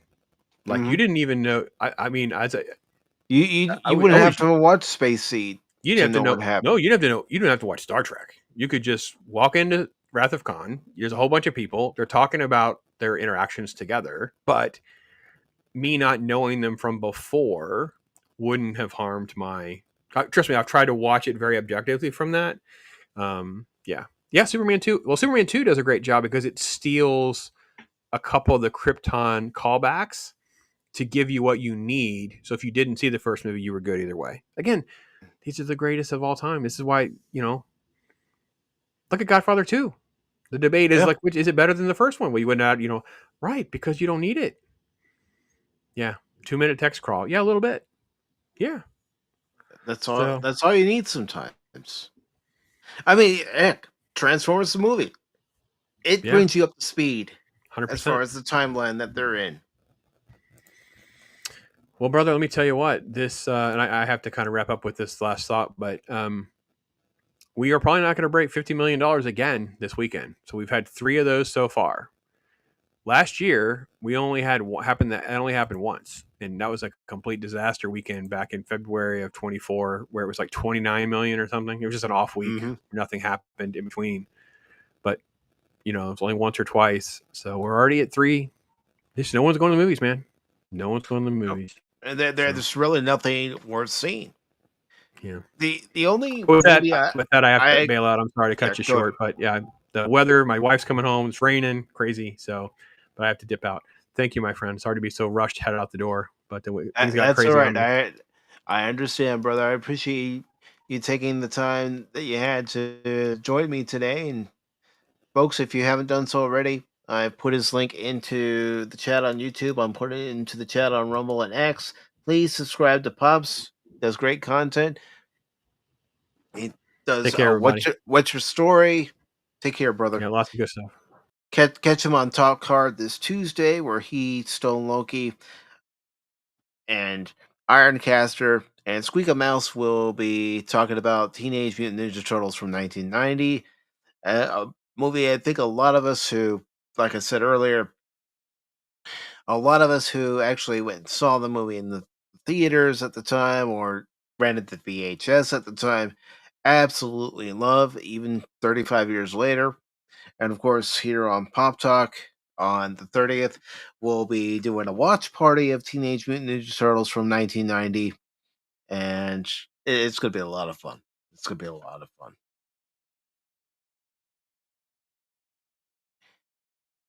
Sad thing is, you're right, old gamer. Paint drying is more exciting than Brave New whatever. Yeah, you're absolutely right. But yes, and we do have one more thing that we are going to talk about. But before we do that, there is something I wanted to share with you all. You know, if you want to get your Star Trek fix, you know, real Star Trek fix, and maybe you've never had a chance to play this game on PC when it was originally released back in 96. Well, you got a chance to play it now, and it's from a gentleman who's taken time to actually put it all together, and that's this. Let me bring this up on the screen a little bigger. How many of you would like to play a full motion video game of Star Trek Borg? I'll even show a little bit here. But first, let me get the link into the chat. So if you want to check out BorgRemastered.com, that's where you can find it. And you can play it. No problem. We'll actually get into it a little bit here. And after I get it all shared out, there we go. Have it all shared out. So let me just go ahead and click on to start program. Priority message, USS Canali to USS Shan. We are under attack by Borg forces. Repeat, Borg forces. We intercepted 2 Borg heading on a direct course for Sector 001. Subspace signal is too weak. Navigate to Starfleet Command. If you can read us, do not, repeat, do not Star Trek 4, The Voyage Home. Starfleet, the Borg have returned. Repeat, the Borg have returned.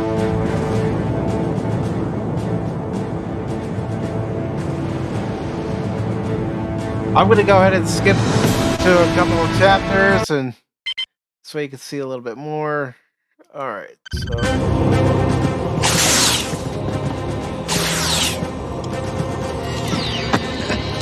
but anyways, what you can do there is you can shoot the Borg. Quint wasn't clever enough to think of it. Good thing I am. You got John The Delancey. Borg cube is pulling ahead. It's ignoring us completely. Not speed. Keep us within close range.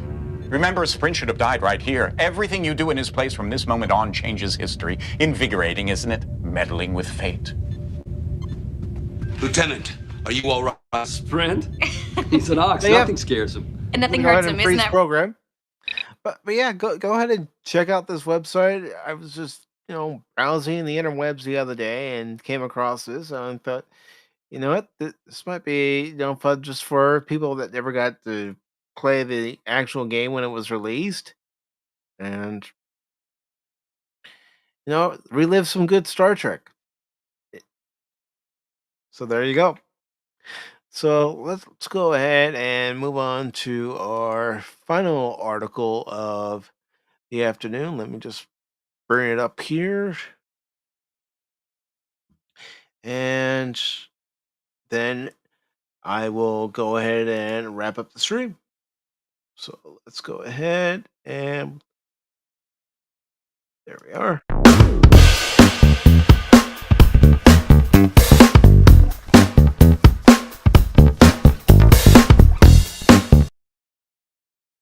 All right, so our final article of this Sunday afternoon here on Pacific 414 Pop Talk on X, YouTube, and Rumble. And let's see, real quick. That guy on the right looks like one of the bad guys from the Mist game. Might be.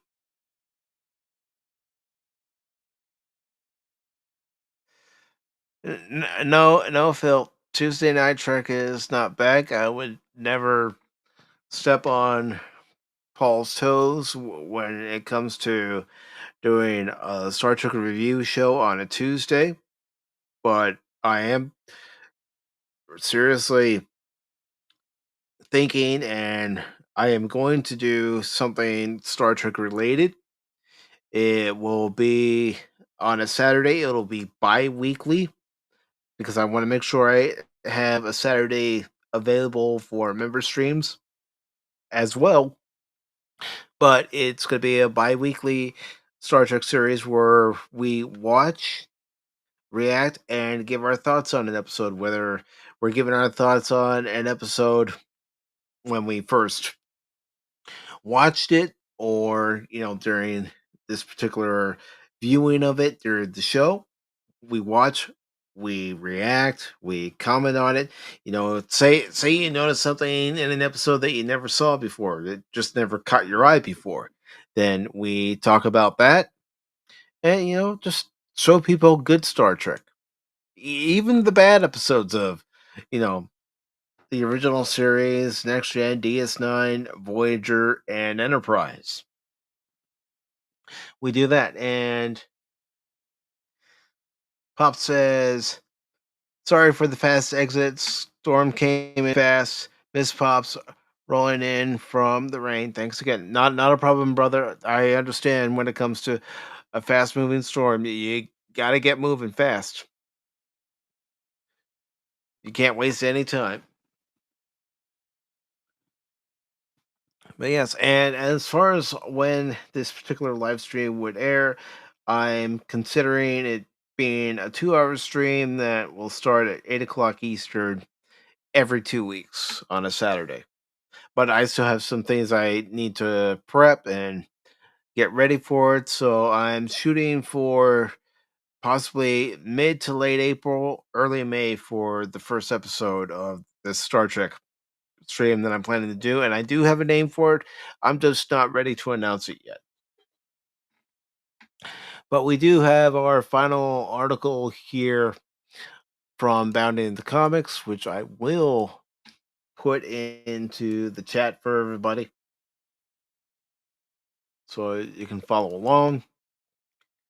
And when you see that one anime series is successful with a live action adaptation, well, then you're definitely going to have folks that are going to follow along. So let's go ahead and get into this article from Bounding in the Comics. Let me just get the chat pulled back up on EV Bucks. And it says, thanks to the success of One Piece, CBS greenlights live action Claymore series from Hero Star and Netflix Death Note co producer Masaoka. This is by Spencer Bakuli. It was posted on Thursday, March 13th. And it says, it's a project that will almost certainly end in flames, and yet an absolutely baffling development has seen CBS Studios give an official development order to a live action television adaptation of Norihiro Yagi's dark fantasy manga Claymore from the co-producer of Netflix's Death Note film, Masaoka. And it goes on to say its existence exclusively confirmed by Deadline's Nelly Adriva on the morning of March 12th. The series will be developed in partnership between CBS, the original manga's publisher Shueisha, and production house Propgate Content, the last of whom boast a TV track record that includes such outings as the History Channel's History's Greatest Mysteries with Lawrence Fishburne, Netflix's Untold, and Hulu's four-part Hillary Clinton documentary Hillary. Joining Oka in the series, executive producer chair will be Propgate content Ben Silverman, Howard T. Owens, Rodney Farrell, and Shushia, also said to be directly involved in a yet to be specified capacity. Further, while the series head writer has yet to be found, the search is said to be underway. Okay. And it says, according to Andriva, CBS's decision comes amid a renewed interest in live action manga adaptations following the success of Netflix's One Piece. To this end, she adds that the series will apparently attempt to preserve the action and complex moral dilemmas of the original manga and anime TV series. However, as anyone who has actually read the manga or watched its 2007 anime adaptation may have already realized, this assurance is exceptionally hard for CBS to follow through on given the manga's actual content.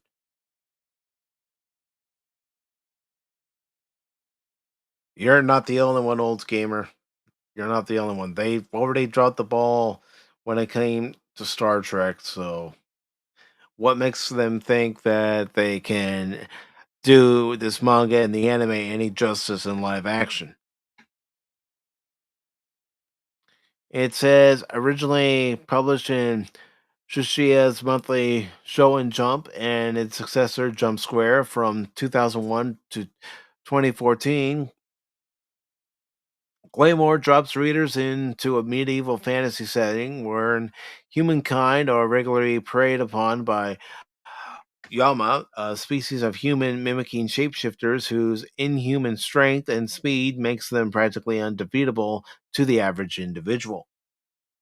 Enter the series Eponymous Claymores, an all female group of Yama human hybrids who wield the demonic abilities granted to them by their unique DNA in defense of humanity, cutting down any and all Yamas who they happen to come across.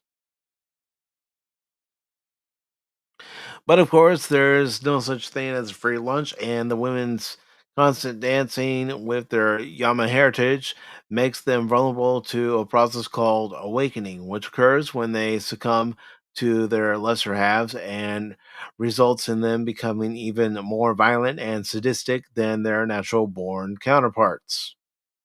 Notably, it is this threat of awakening that has led to the Claymore's all female ranks, as the transformation brings with it a feeling of sexual gratification so intense that men are quick to forego their humanity in order to chase it. And it goes on to say, with all that in mind, does one really trust a Western television network to handle the serious sexual and violent themes with any sort of respect? I'm going to say no.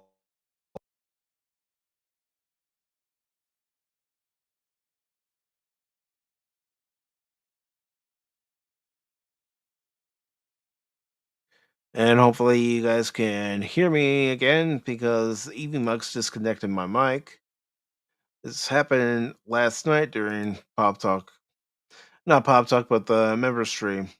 So hopefully you all can hear me.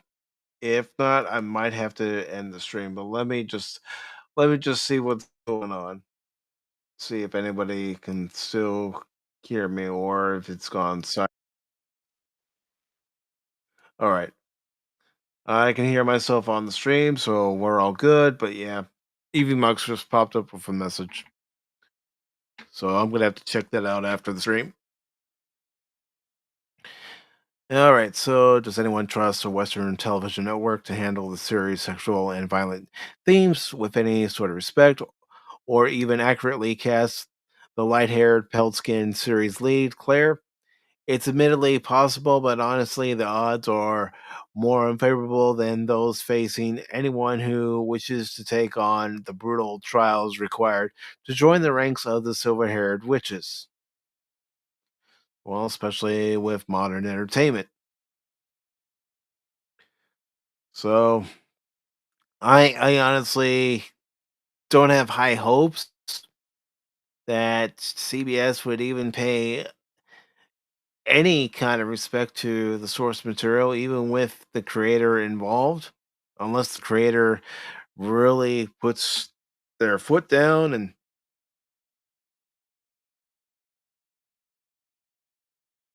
I don't know. I just I don't trust CBS. I don't trust modern Hollywood. I don't.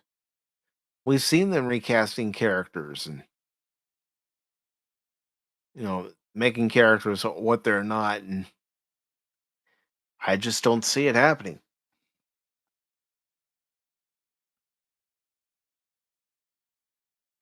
Yeah, you're absolutely right, old gamer.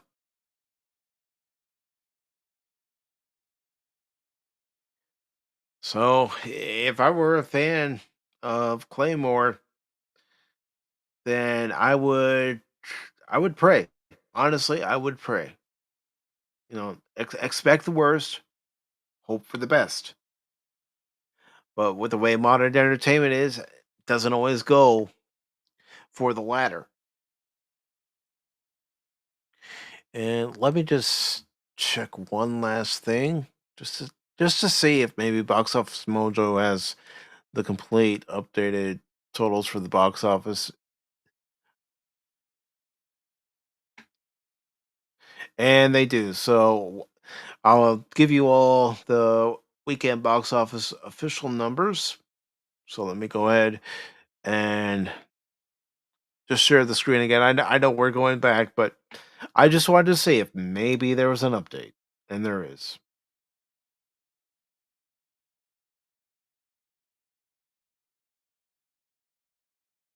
And thank you very much, Old Gamer 72 Cutlass, for gifting a Pacific414 membership. And that membership went to Kilted Cajun.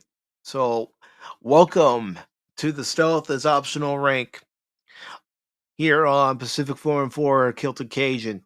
Glad to have you here. And Old Gamer, thank you for gifting the membership. Really appreciate it. All right, so let me go ahead and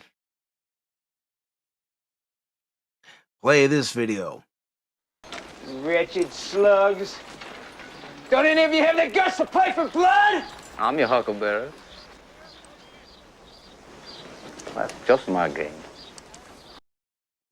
So again, thank you. Thank you very much, Old Gamer 72 Cutlass, for gifting the membership. And welcome to Stealth is Optional Kilted Cajun. Again, glad to have you here. And as you can see it here, folks, the weekend box office, and Novocaine made 8.7 million for the weekend, and that's terrible. That is terrible. And it only made 1.8 million internationally for a total of 10.5 million. Absolutely terrible numbers. And then you got Mickey 17, which made 7.5 million in its second week of release, and it's only made 90 million worldwide, with 33 million coming from the US and 57 coming internationally. And then Captain America Brave New World can't even crack 400 million. It's a failure, folks. It's got to make at least 425, maybe it's 450, 475 million to even be considered a success. And then the Looney Tunes movie, The Day the Earth Blew Up, only made 3.1 million domestically, 2.1 internationally, for a total of 5.2 million. That's a shame for a Looney Tunes movie, but What are you gonna do? What are you gonna do? And these are the rest of the totals. The Last Supper made 2.8 million, and you have Paddington in Peru, which made 2.7 million, to add to its $41 million total domestic box office. Dog Band this weekend at number 8 made 2.5 million, and that brings its domestic total up to 92 million. The Monkey 2.4 million, and it currently has 35 million. And I don't believe that the budget for the Monkey was all that much. Let me look that up real quick. And we'll see. Monkey production budget.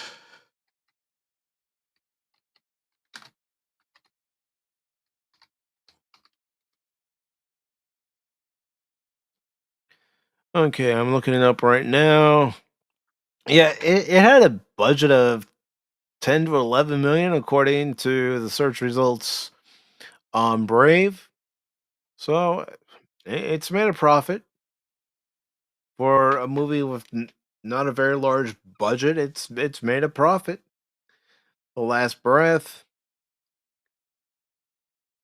that made 2.3 and currently has a worldwide total of 19.2 million.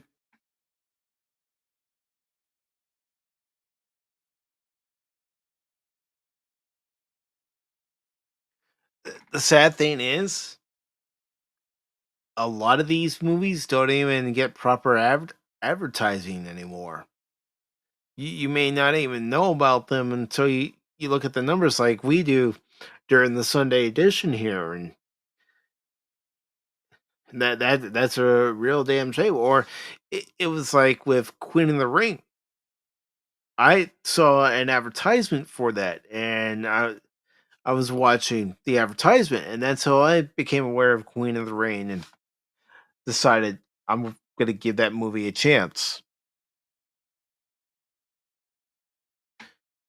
And I don't even know if it's still gonna be on the chart because it was only in 825 theaters. No, I don't even see it. So, well, let's just see what Queen of the Ring has at this time, just because I'm curious.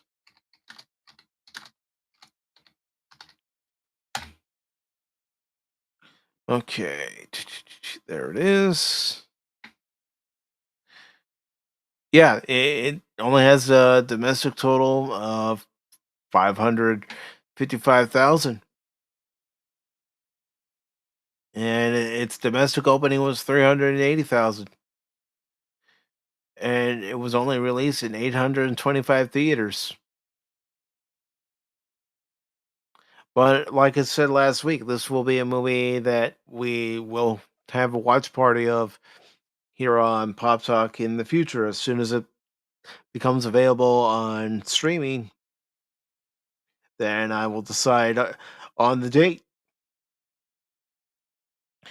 But that is your weekend box office for this past weekend of March 14th to the 16th. I do want to thank everybody for joining me this afternoon for Pacific414 Pop Talk, the Sunday edition. And Baron and Cash do hope to be over their ailments and back with the show on Wednesday. I do hope to see them again. Let me just get rid of this. And as far as the topics that we have for Wednesday's show, I will be looking at topics tomorrow night to add to Wednesday's show, of course. I mean, I already have Wednesday's show scheduled, but I don't have any articles planned for it. But I'll be looking around and I will definitely post them into the description below so you all can check them out on YouTube and Rumble to see what we'll be talking about. And hopefully, Cash and Baron will be feeling a lot better by Wednesday. And if you're not resting, guys, you better be in bed. You better be in bed getting over your calls. Of course, Baron did have a message for me. He said, "Mike, if you ever think about joining the cool cool clubs, cool kids club, come on, Mike, speak, and decide to get COVID, don't." And I said, "Duly noted." So, Baron, you and the long suffering feel better? Cash, feel better? Well, there shouldn't be sick days on Pop Talk, but what do you want me to do, Anonymous? You want me to just tell them, no, I don't care. Rain, shine, sickness, whatever. You two need to be on Pop Talk? No, no, no. Because here's how I look at it too, guys and gals. Whenever it's a show where I'm by myself, it brings Pop Talk back to its roots because that's where it started. Started with just me, and then Smoking Patriot and Chaos when they could would join me, but Barrett and Cash have become the permanent co-host, and I need to stay on my game too and make sure that I can do a stream by myself. And you know I've always told Baron and Cash that whenever you guys don't want to be on a show, you don't have to be on a show. You don't have to be here each and every Sunday, each and every Wednesday. You got things you got to do, get them done. I mean, we have fun streaming, but we also understand for all three of us that we've got our own lives. We have things that we have to do, or if there's a chance to do something, take it.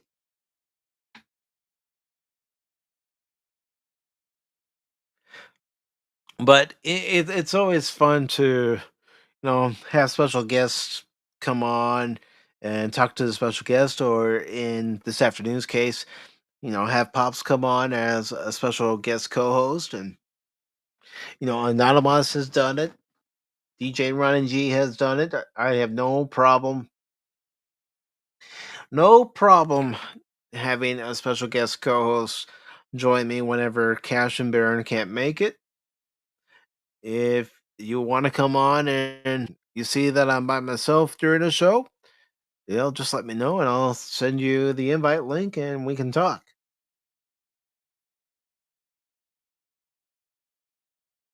It was real life. Baron got sick from COVID because his wife got sick from COVID from somebody at work. So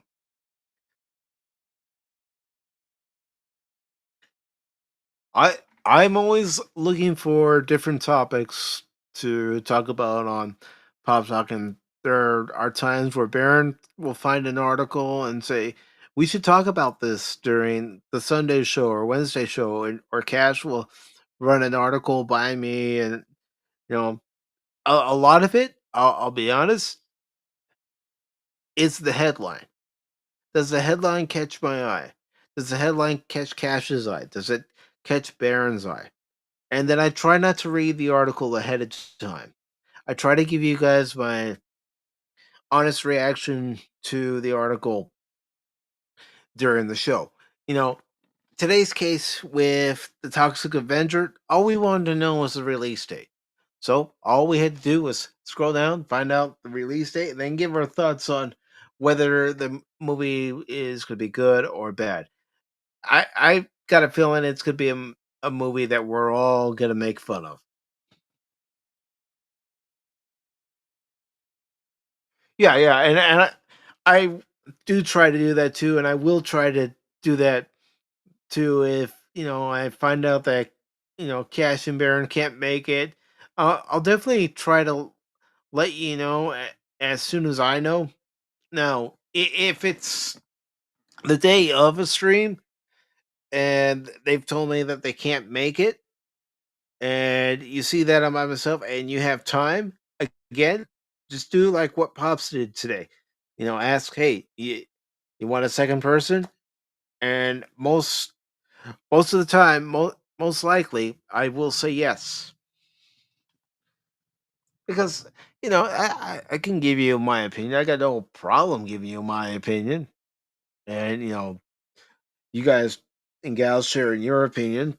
But it is nice to be able to bounce opinions off another person, get another person's perspective on something. Maybe they have a perspective that you weren't thinking of that makes you go, "Huh, yeah, I didn't think of it that way."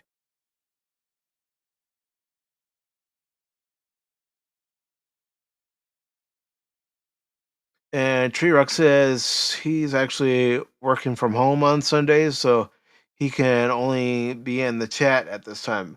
That's fine too. It's still a way of having a conversation.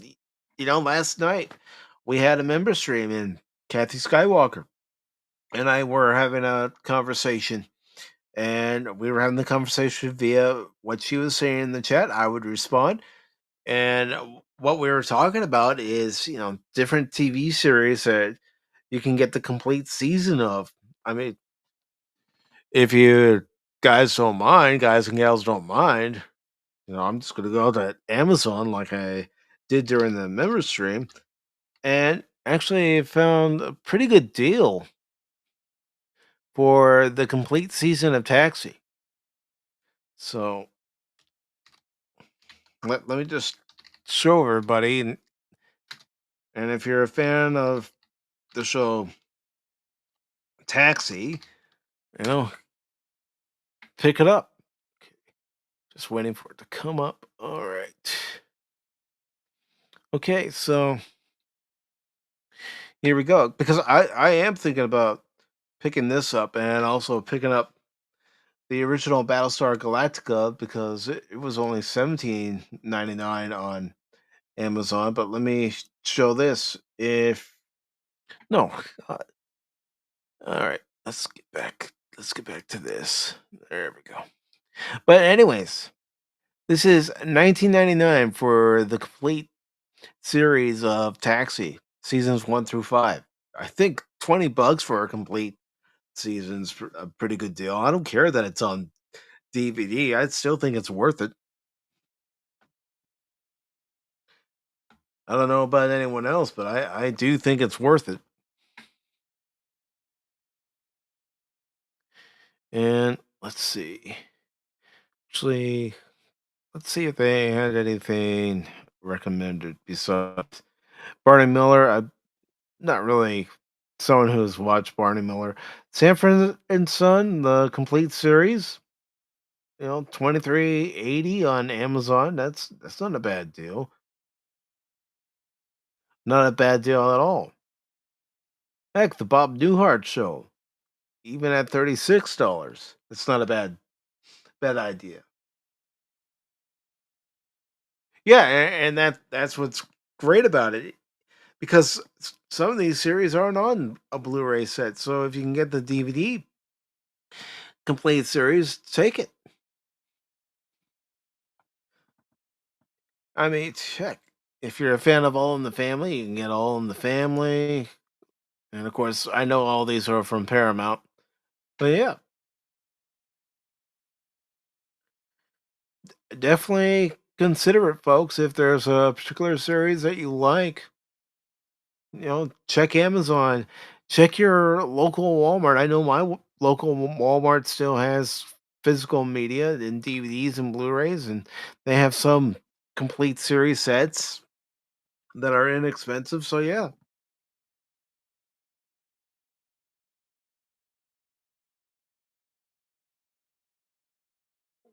exactly, exactly, and I think that's worth it. I can't speak for anyone else, but I think that's worth it.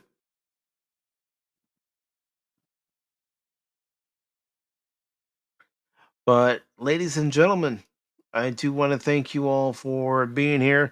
I greatly appreciate it. Pops, thank you again for being my co host for this Sunday edition of Pop Talk. Really appreciate it.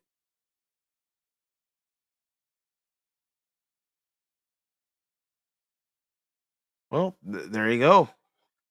If anyone's a fan of Rick and Morty, get it. And, Baron, I hope you're feeling better than you were the other day, brother. Well, I wouldn't say that. I wouldn't say that. You know, I I saw him in the chat. He asked if I wanted him to come on. It's like, yeah, I'll make that call to the bullpen. But it's good to see you, Baron.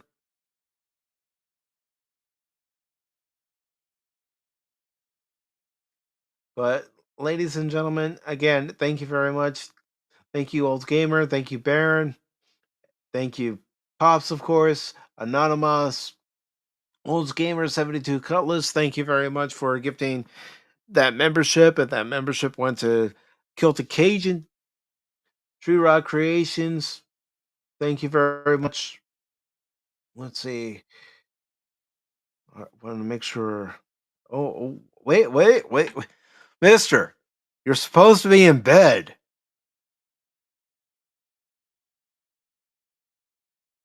Hold on. I might have to change my audio. Yeah. Evie Muck switched my audio so I can't hear you at the moment. Let me switch it. Speak now.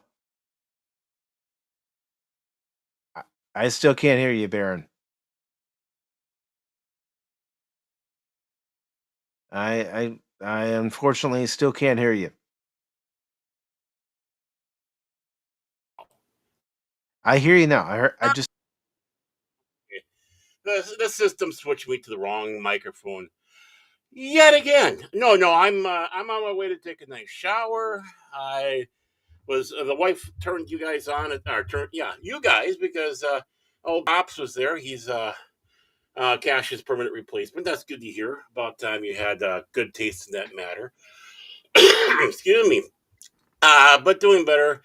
Uh, just keeping it real. Just try not to talk too much. Save my voice a little bit because Pops and I are getting together tomorrow at 11 Eastern time to talk about Transers, which I just watched again, and I got a lot of insight. Pop said a message said, "Hey, we can do this another time." No. This is even more important than Pop talk.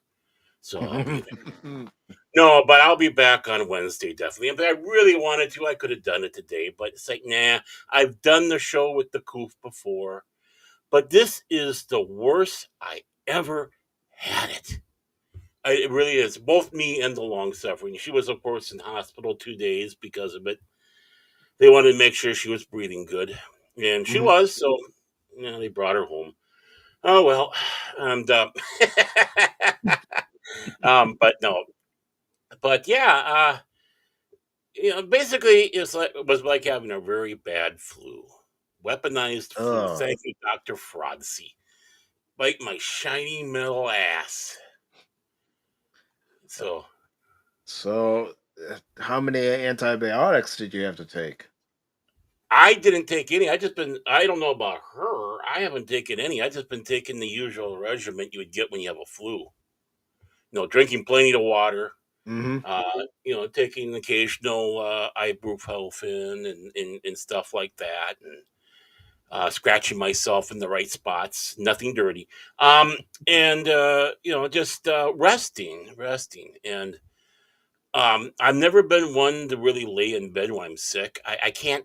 I don't like laying in bed or laying in bed all day. In fact, I had been. It shows you that I haven't been feeling good. But even when I'm sick, I'm either like sitting on the couch or sitting in the chair because I'm just still resting. This time, no, I spent a lot of time in the bed, and the dogs were happy about that. So, yeah. But I'm sure I'm not gonna. I'm still gonna be feeling a little punk for a little while. But Yeah. I know with how much better I feel since. Well, let's see. Today's Sunday.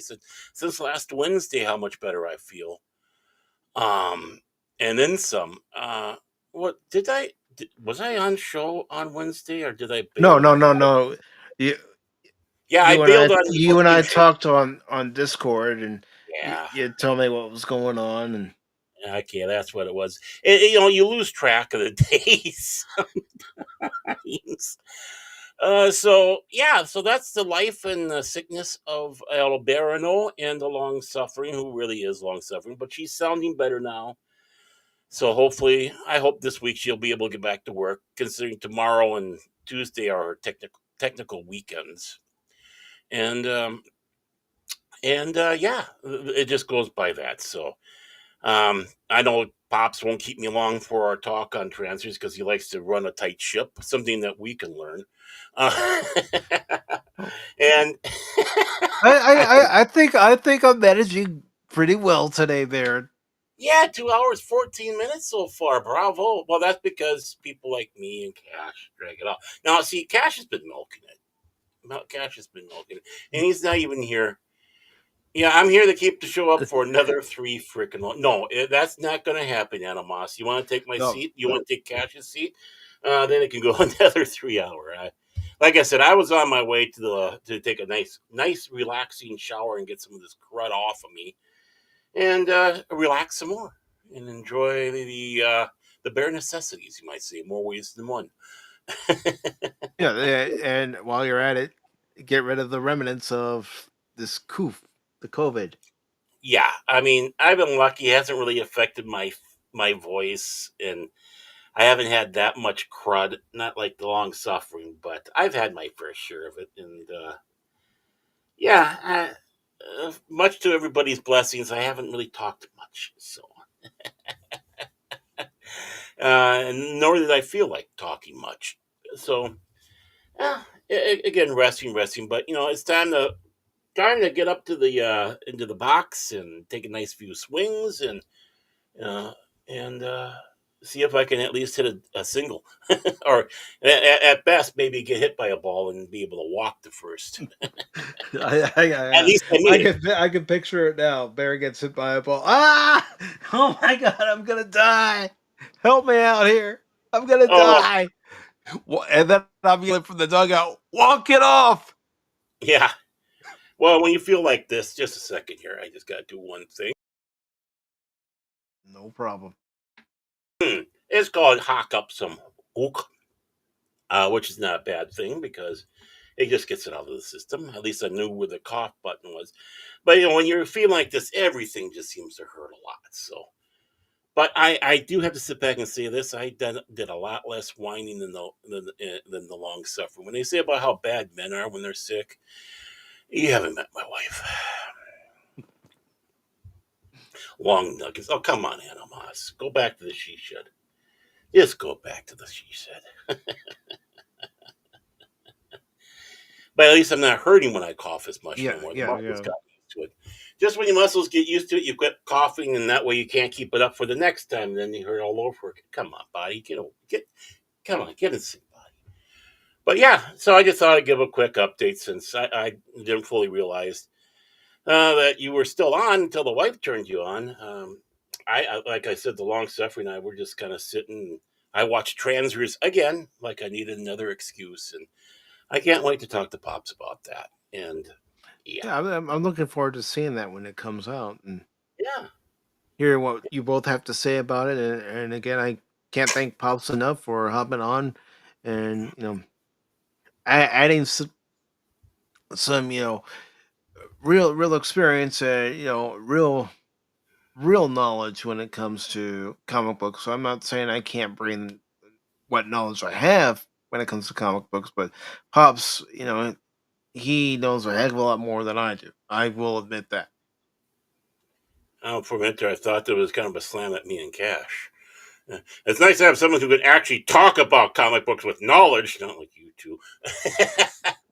Oh, I'm making a slide at myself. I wish I knew all the history that some of the other people that we know have the knowledge on, but I'm not going to pretend.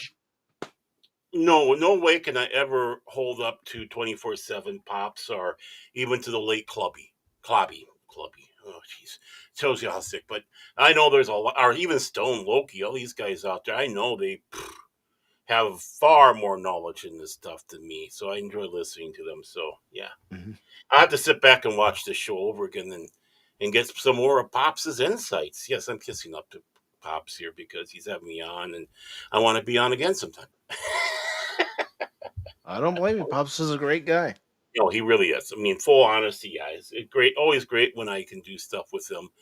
He's one of the greats out there. He's one of the best of us out there. And if anybody out there hasn't yet, hunt him down, like, subscribe, share, especially to the people you don't like, because he'll endear himself to them. No, I'm kidding. I'm kidding on the last part. Well, yeah, why not the people that these other people don't like? It doesn't matter. We don't play favorites. But yeah, sub to old Pops there. He's got a brain trust up there, and whoever trusted him with that brain, they did a good job. Mm-hmm. So, but is there anything you'd like to promote? No, not really. Well, except for what I've been brown nosing Pops with. Other than that, no. Because I have no idea what the freak is going on this week besides Wednesday, which you already talked about. So I know Jace canceled out Thursday because Cash, myself, and Kilted were in ICU, going hello nurse, and of course we haven't had a game in a while, so I don't have to. Yeah, I don't know when we're gonna start that up again. No, Cash has been a bit of a anchor. Yeah, he's really been an anchor around our neck. Yeah. I mean to talk to you about that. Yeah. He can't hear us, can he? He can't hear us. He might be lurking. You never know. He always lurks because he wants to know what us goobers are saying about him. But yeah, no. Other than that, no, I don't have anything until I know that I've got pretty much this coof, pretty well over with, which I think I'm getting there. So Wednesday I'll be with you, and then after that, well, it all depends on Cash. Cash. We're waiting on you, Cash. Cash, you're really starting to piss me off.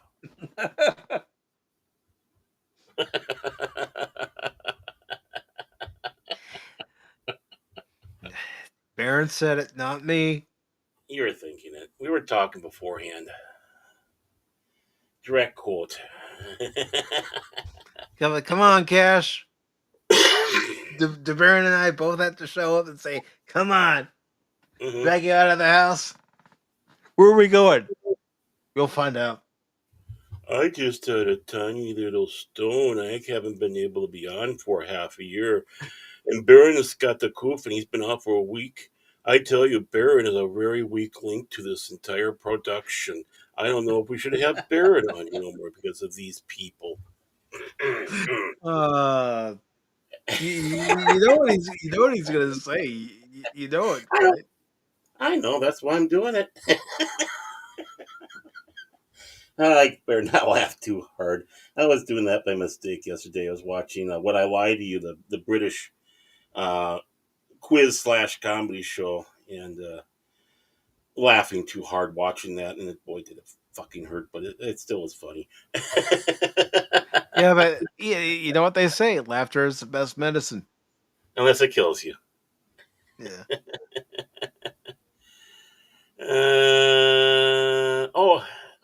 Thanks, Tree Rock. One of the big things that means a lot. And you mean you weren't bored out of your mind because it was just Mike and not the real talents in entertainment, Cash and I? Okay, well, good. I'm glad to know. Mike does need to have that. You've heard it here first, folks. Mr. Ego, Mr. Ego. Oh, I forgot. Pops was here this time too. So okay, Mr. Ego, right here. Mr. Party of one. I am the real talent. I am. Party of one. Out of my way, Pacific, you peon. Yeah, I might be a party of one, but I think I'm even larger than that. Okay. But no, thanks, Tree Rock. And, everybody out there, miss you all. Yeah, I'm still in the spirit of you. Okay. I felt like I was going to become a spirit, if you catch my meaning, or actually more like I was wishing I'd become a spirit. I think so if that happened, then I would know why Pop Talk would be going down during the stream. Yeah, because I'm not here. Unless, of course, you replace me with Pops, and it's like, then it'll even get better, twice as better. It takes somebody like this. See, I'm still kissing your ass, Pops. See, I know where my bread's buttered.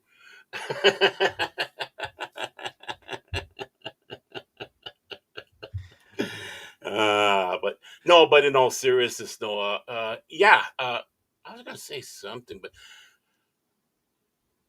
I don't know what I was gonna say. I'll give you a few moments to think about it. Oh, my moments right now is, but no, I think, didn't I tell you, like, this is like my fourth or maybe the fifth time I caught the Koofa Doof, and this is the worst it was. Fourth time is what you Fourth told time, me. yeah. Yep. Yeah, fourth time. This is the fourth time I had it. Now, I did not get the official test. The reason why is because the wife got the official test, and we were both in the same boat.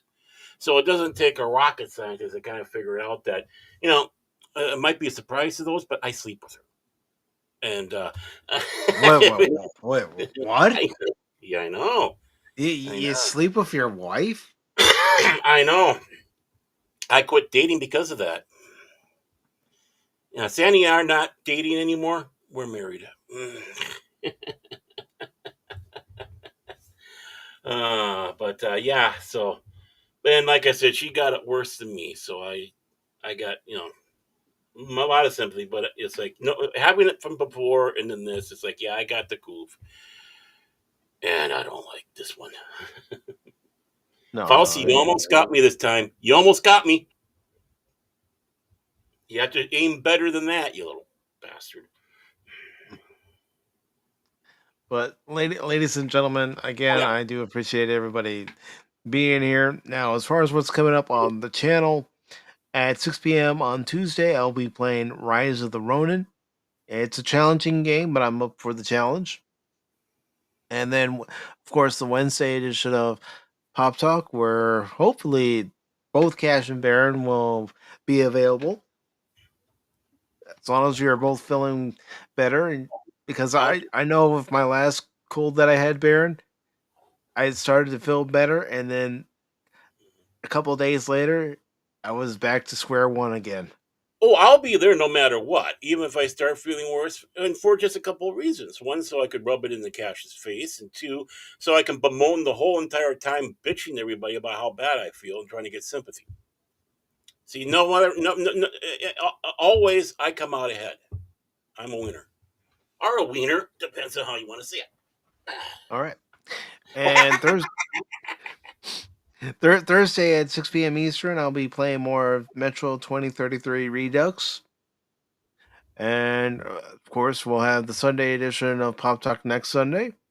And then 2 watch parties after that. Mike, what year is it? It is 2025. Okay, it's 2025, right? How the hell can 2033 be a redux when we even haven't gotten there in the first freaking place? You're lying to the people. It's the name of the game. I swear, Baron.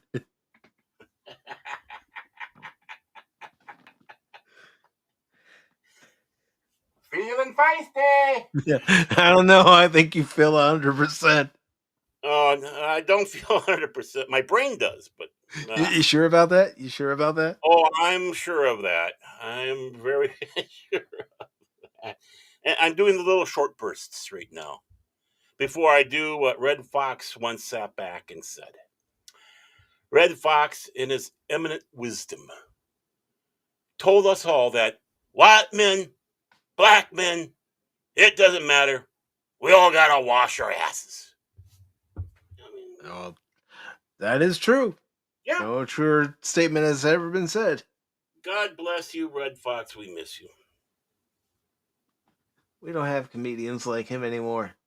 Oh, fuck no. But I hate to say this. I've been listening to the radio versions of the show that Sanford and Son was taken off of that Norman Lear stole. And I consider Norman Lear basically all his career is basically let's take an English show, steal it, and then get all the glory.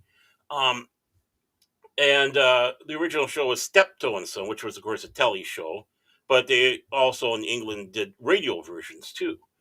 And I you know what? As much as I love Red Fox, Steptoe and Son is a lot funnier. It is a lot funnier. As much as I love Sanford and Son. Well, I'll have to check it out sometime. Yeah, it's you can catch it on the interwebs with the radio version. I don't know about the actual episodes themselves. I know some of them got purged, but yeah, it's definitely a fun show, and it's one of the big giants of England. You know, basically you go over there and all you have to do is just say step, and they know what you're talking about. Okay. Yeah. And yeah, watch that step. Oh, you mean step toe and son might? No, I said watch that step. Don't fall. Don't trip, you idiots. yeah, Richard Pryor was great. Oh, Pryor. Just imagine the Cotton Club with Red Fox, Della Reese, Richard Pryor, and Eddie Murphy. There we go. There's a watch list. Definitely. And But you know what's? Oh, okay. go ahead. Go I almost go turning ahead. the show into 3 more hours. You know what's great about the Cotton Club, and I don't think a lot of people understand. I'm talking about the real one, which of course the movie was based off of. Mm-hmm. That was an exclusive white clientele only club, segregated club, but owned by black people who were basically, in a sense, screwing them over. It's like, I'll teach you a lesson. This company is owned by blacks, and they're segregated. No matter what, we come out ahead, crackers. That's saltine, people. That's what I meant. Okay, YouTube.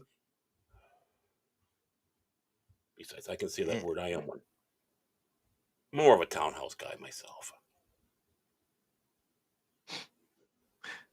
And Tree Rock says, so you are so sick that when the Enterprise's warp drive is damaged and Captain Kirk gives you an order to fire photon torpedoes, you would fire phasers.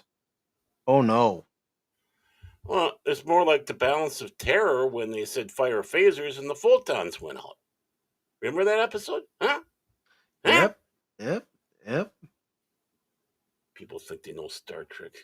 Teach them a lesson.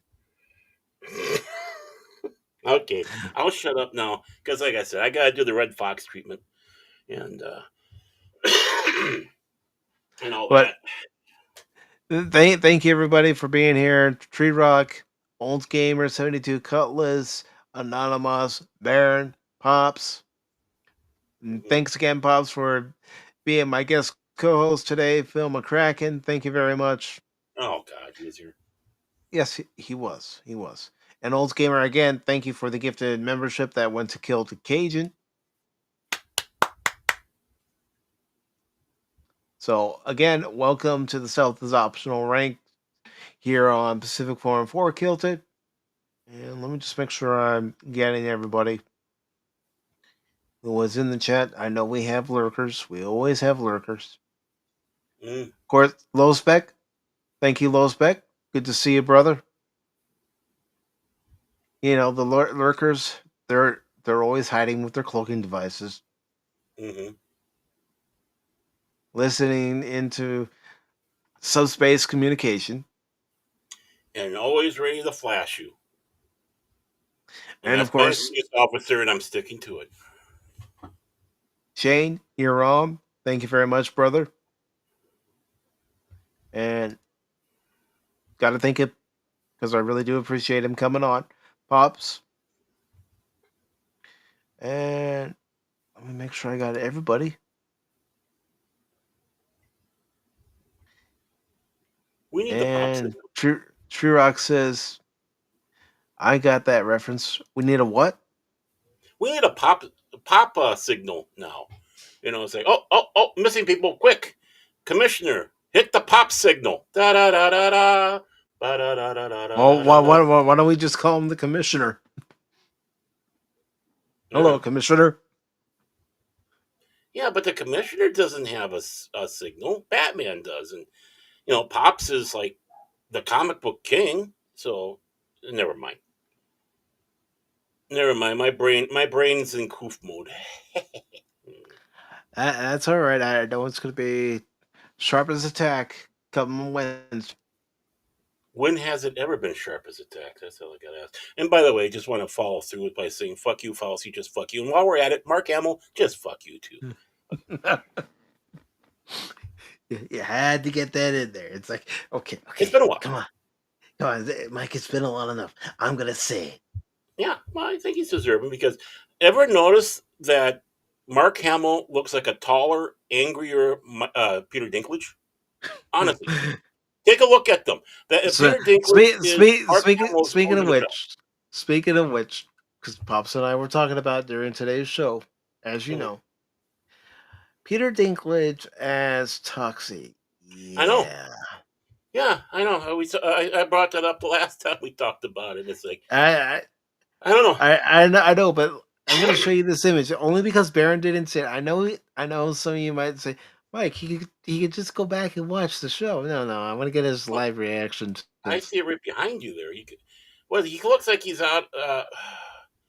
He looks like he's out of one of the lower budgeted Star Trek series. That's not Toxie. I'm sorry, that does not look like Toxie. That it's like It's either gonna be incredibly bad that it's good, or it's gonna be the kind of movie where we're just gonna be on here, like I said earlier, and we're gonna do a watch party where we just riff it the whole time. I hope it's the former with the riffing. That is so bad it's good, and the riffing just even adds more to it. And yeah, we need the Tox. Okay, now there he doesn't have the Google eyes or whatever that is, but okay. Dink dink. Dink dink dink dink dink dink dink dink dink dink dink dink dink Sorry, dink. I'm not scared, but Well, maybe well, when we watch the movie, we'll be like, okay. are you sure that you're not scared? Read that headline down there. It says Peter Dinklage wanted the release. If I heard him say that around me, I'd be very scared and run like hell. And heaven help those poor massage artists. Happy ending? But I like this from Old's Gamer. Hamill Yeah. is a stool sample.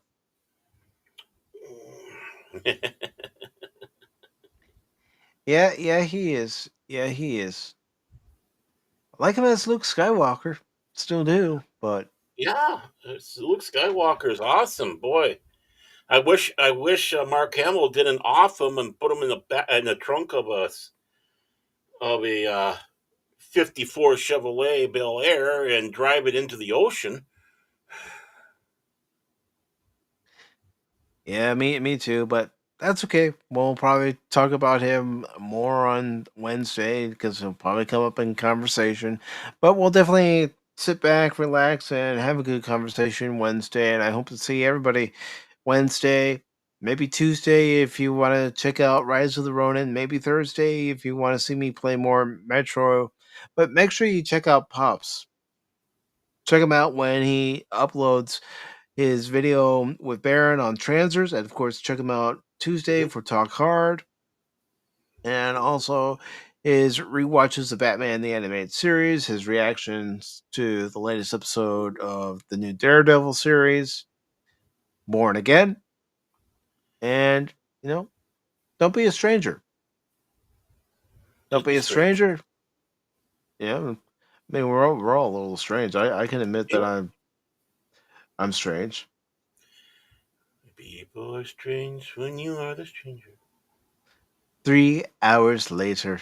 Well, Yeah. no, we're finally wrapping up on Anonymous. I promise. I only kept you around for about a half hour more. Okay. Okay. This That's is my fine. cameo appearance. That's fine. That's fine. No, I'm yelling at him, not you. Don't worry. You're fine. He deserves it. You don't, Mike. He deserves it. It's Anonymous. Get back to Anonymous. the shit. Do. Yeah, don't you have a honey-do list? You know what it is he's got Mark Hamill tied up in the she shed out there and gagged and tied up, and then he reads him his fan fiction. Are you ready now, Mark? Here's my next one. Make it stop. Make it stop. You and I hold hands as we walk across the desert of Tatooine looking for the mystical beach. Are you ready there, Mr. Mark? But again, everybody, thank you very much. Really appreciate it. And Free Rock wants to know where's my Pigs in Space movie. That I can get behind. I'm surprised there never has been one. I can get back. That's one I can. Yeah. That should be a tagline for Pop Talk. Pacific 414 Pop Talk feels like eternity. Yeah. But Now you know how much I'll say it for the last time, folks. Thank you all. Really appreciate it. Make sure you subscribe to Pops, subscribe to Baron, subscribe to everybody in the chat. Just go next to their name, hit the 3 dots, go to their channel, and subscribe. And until next time, everybody, remember, don't ever give up on me in a game, because it's just when you do, you might miss something. Autobots, transform and roll out. Oh, that's the other thing that's been catching up.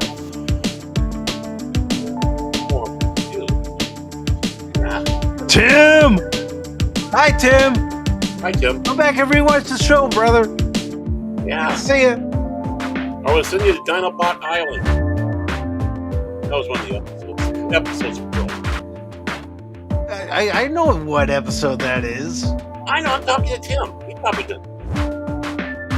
Bye-bye. I know you know. Bye-bye now. Bye-bye now. Animosity. Bye-bye. Bye, everybody. Thank you so much. Take care, all. Thank you.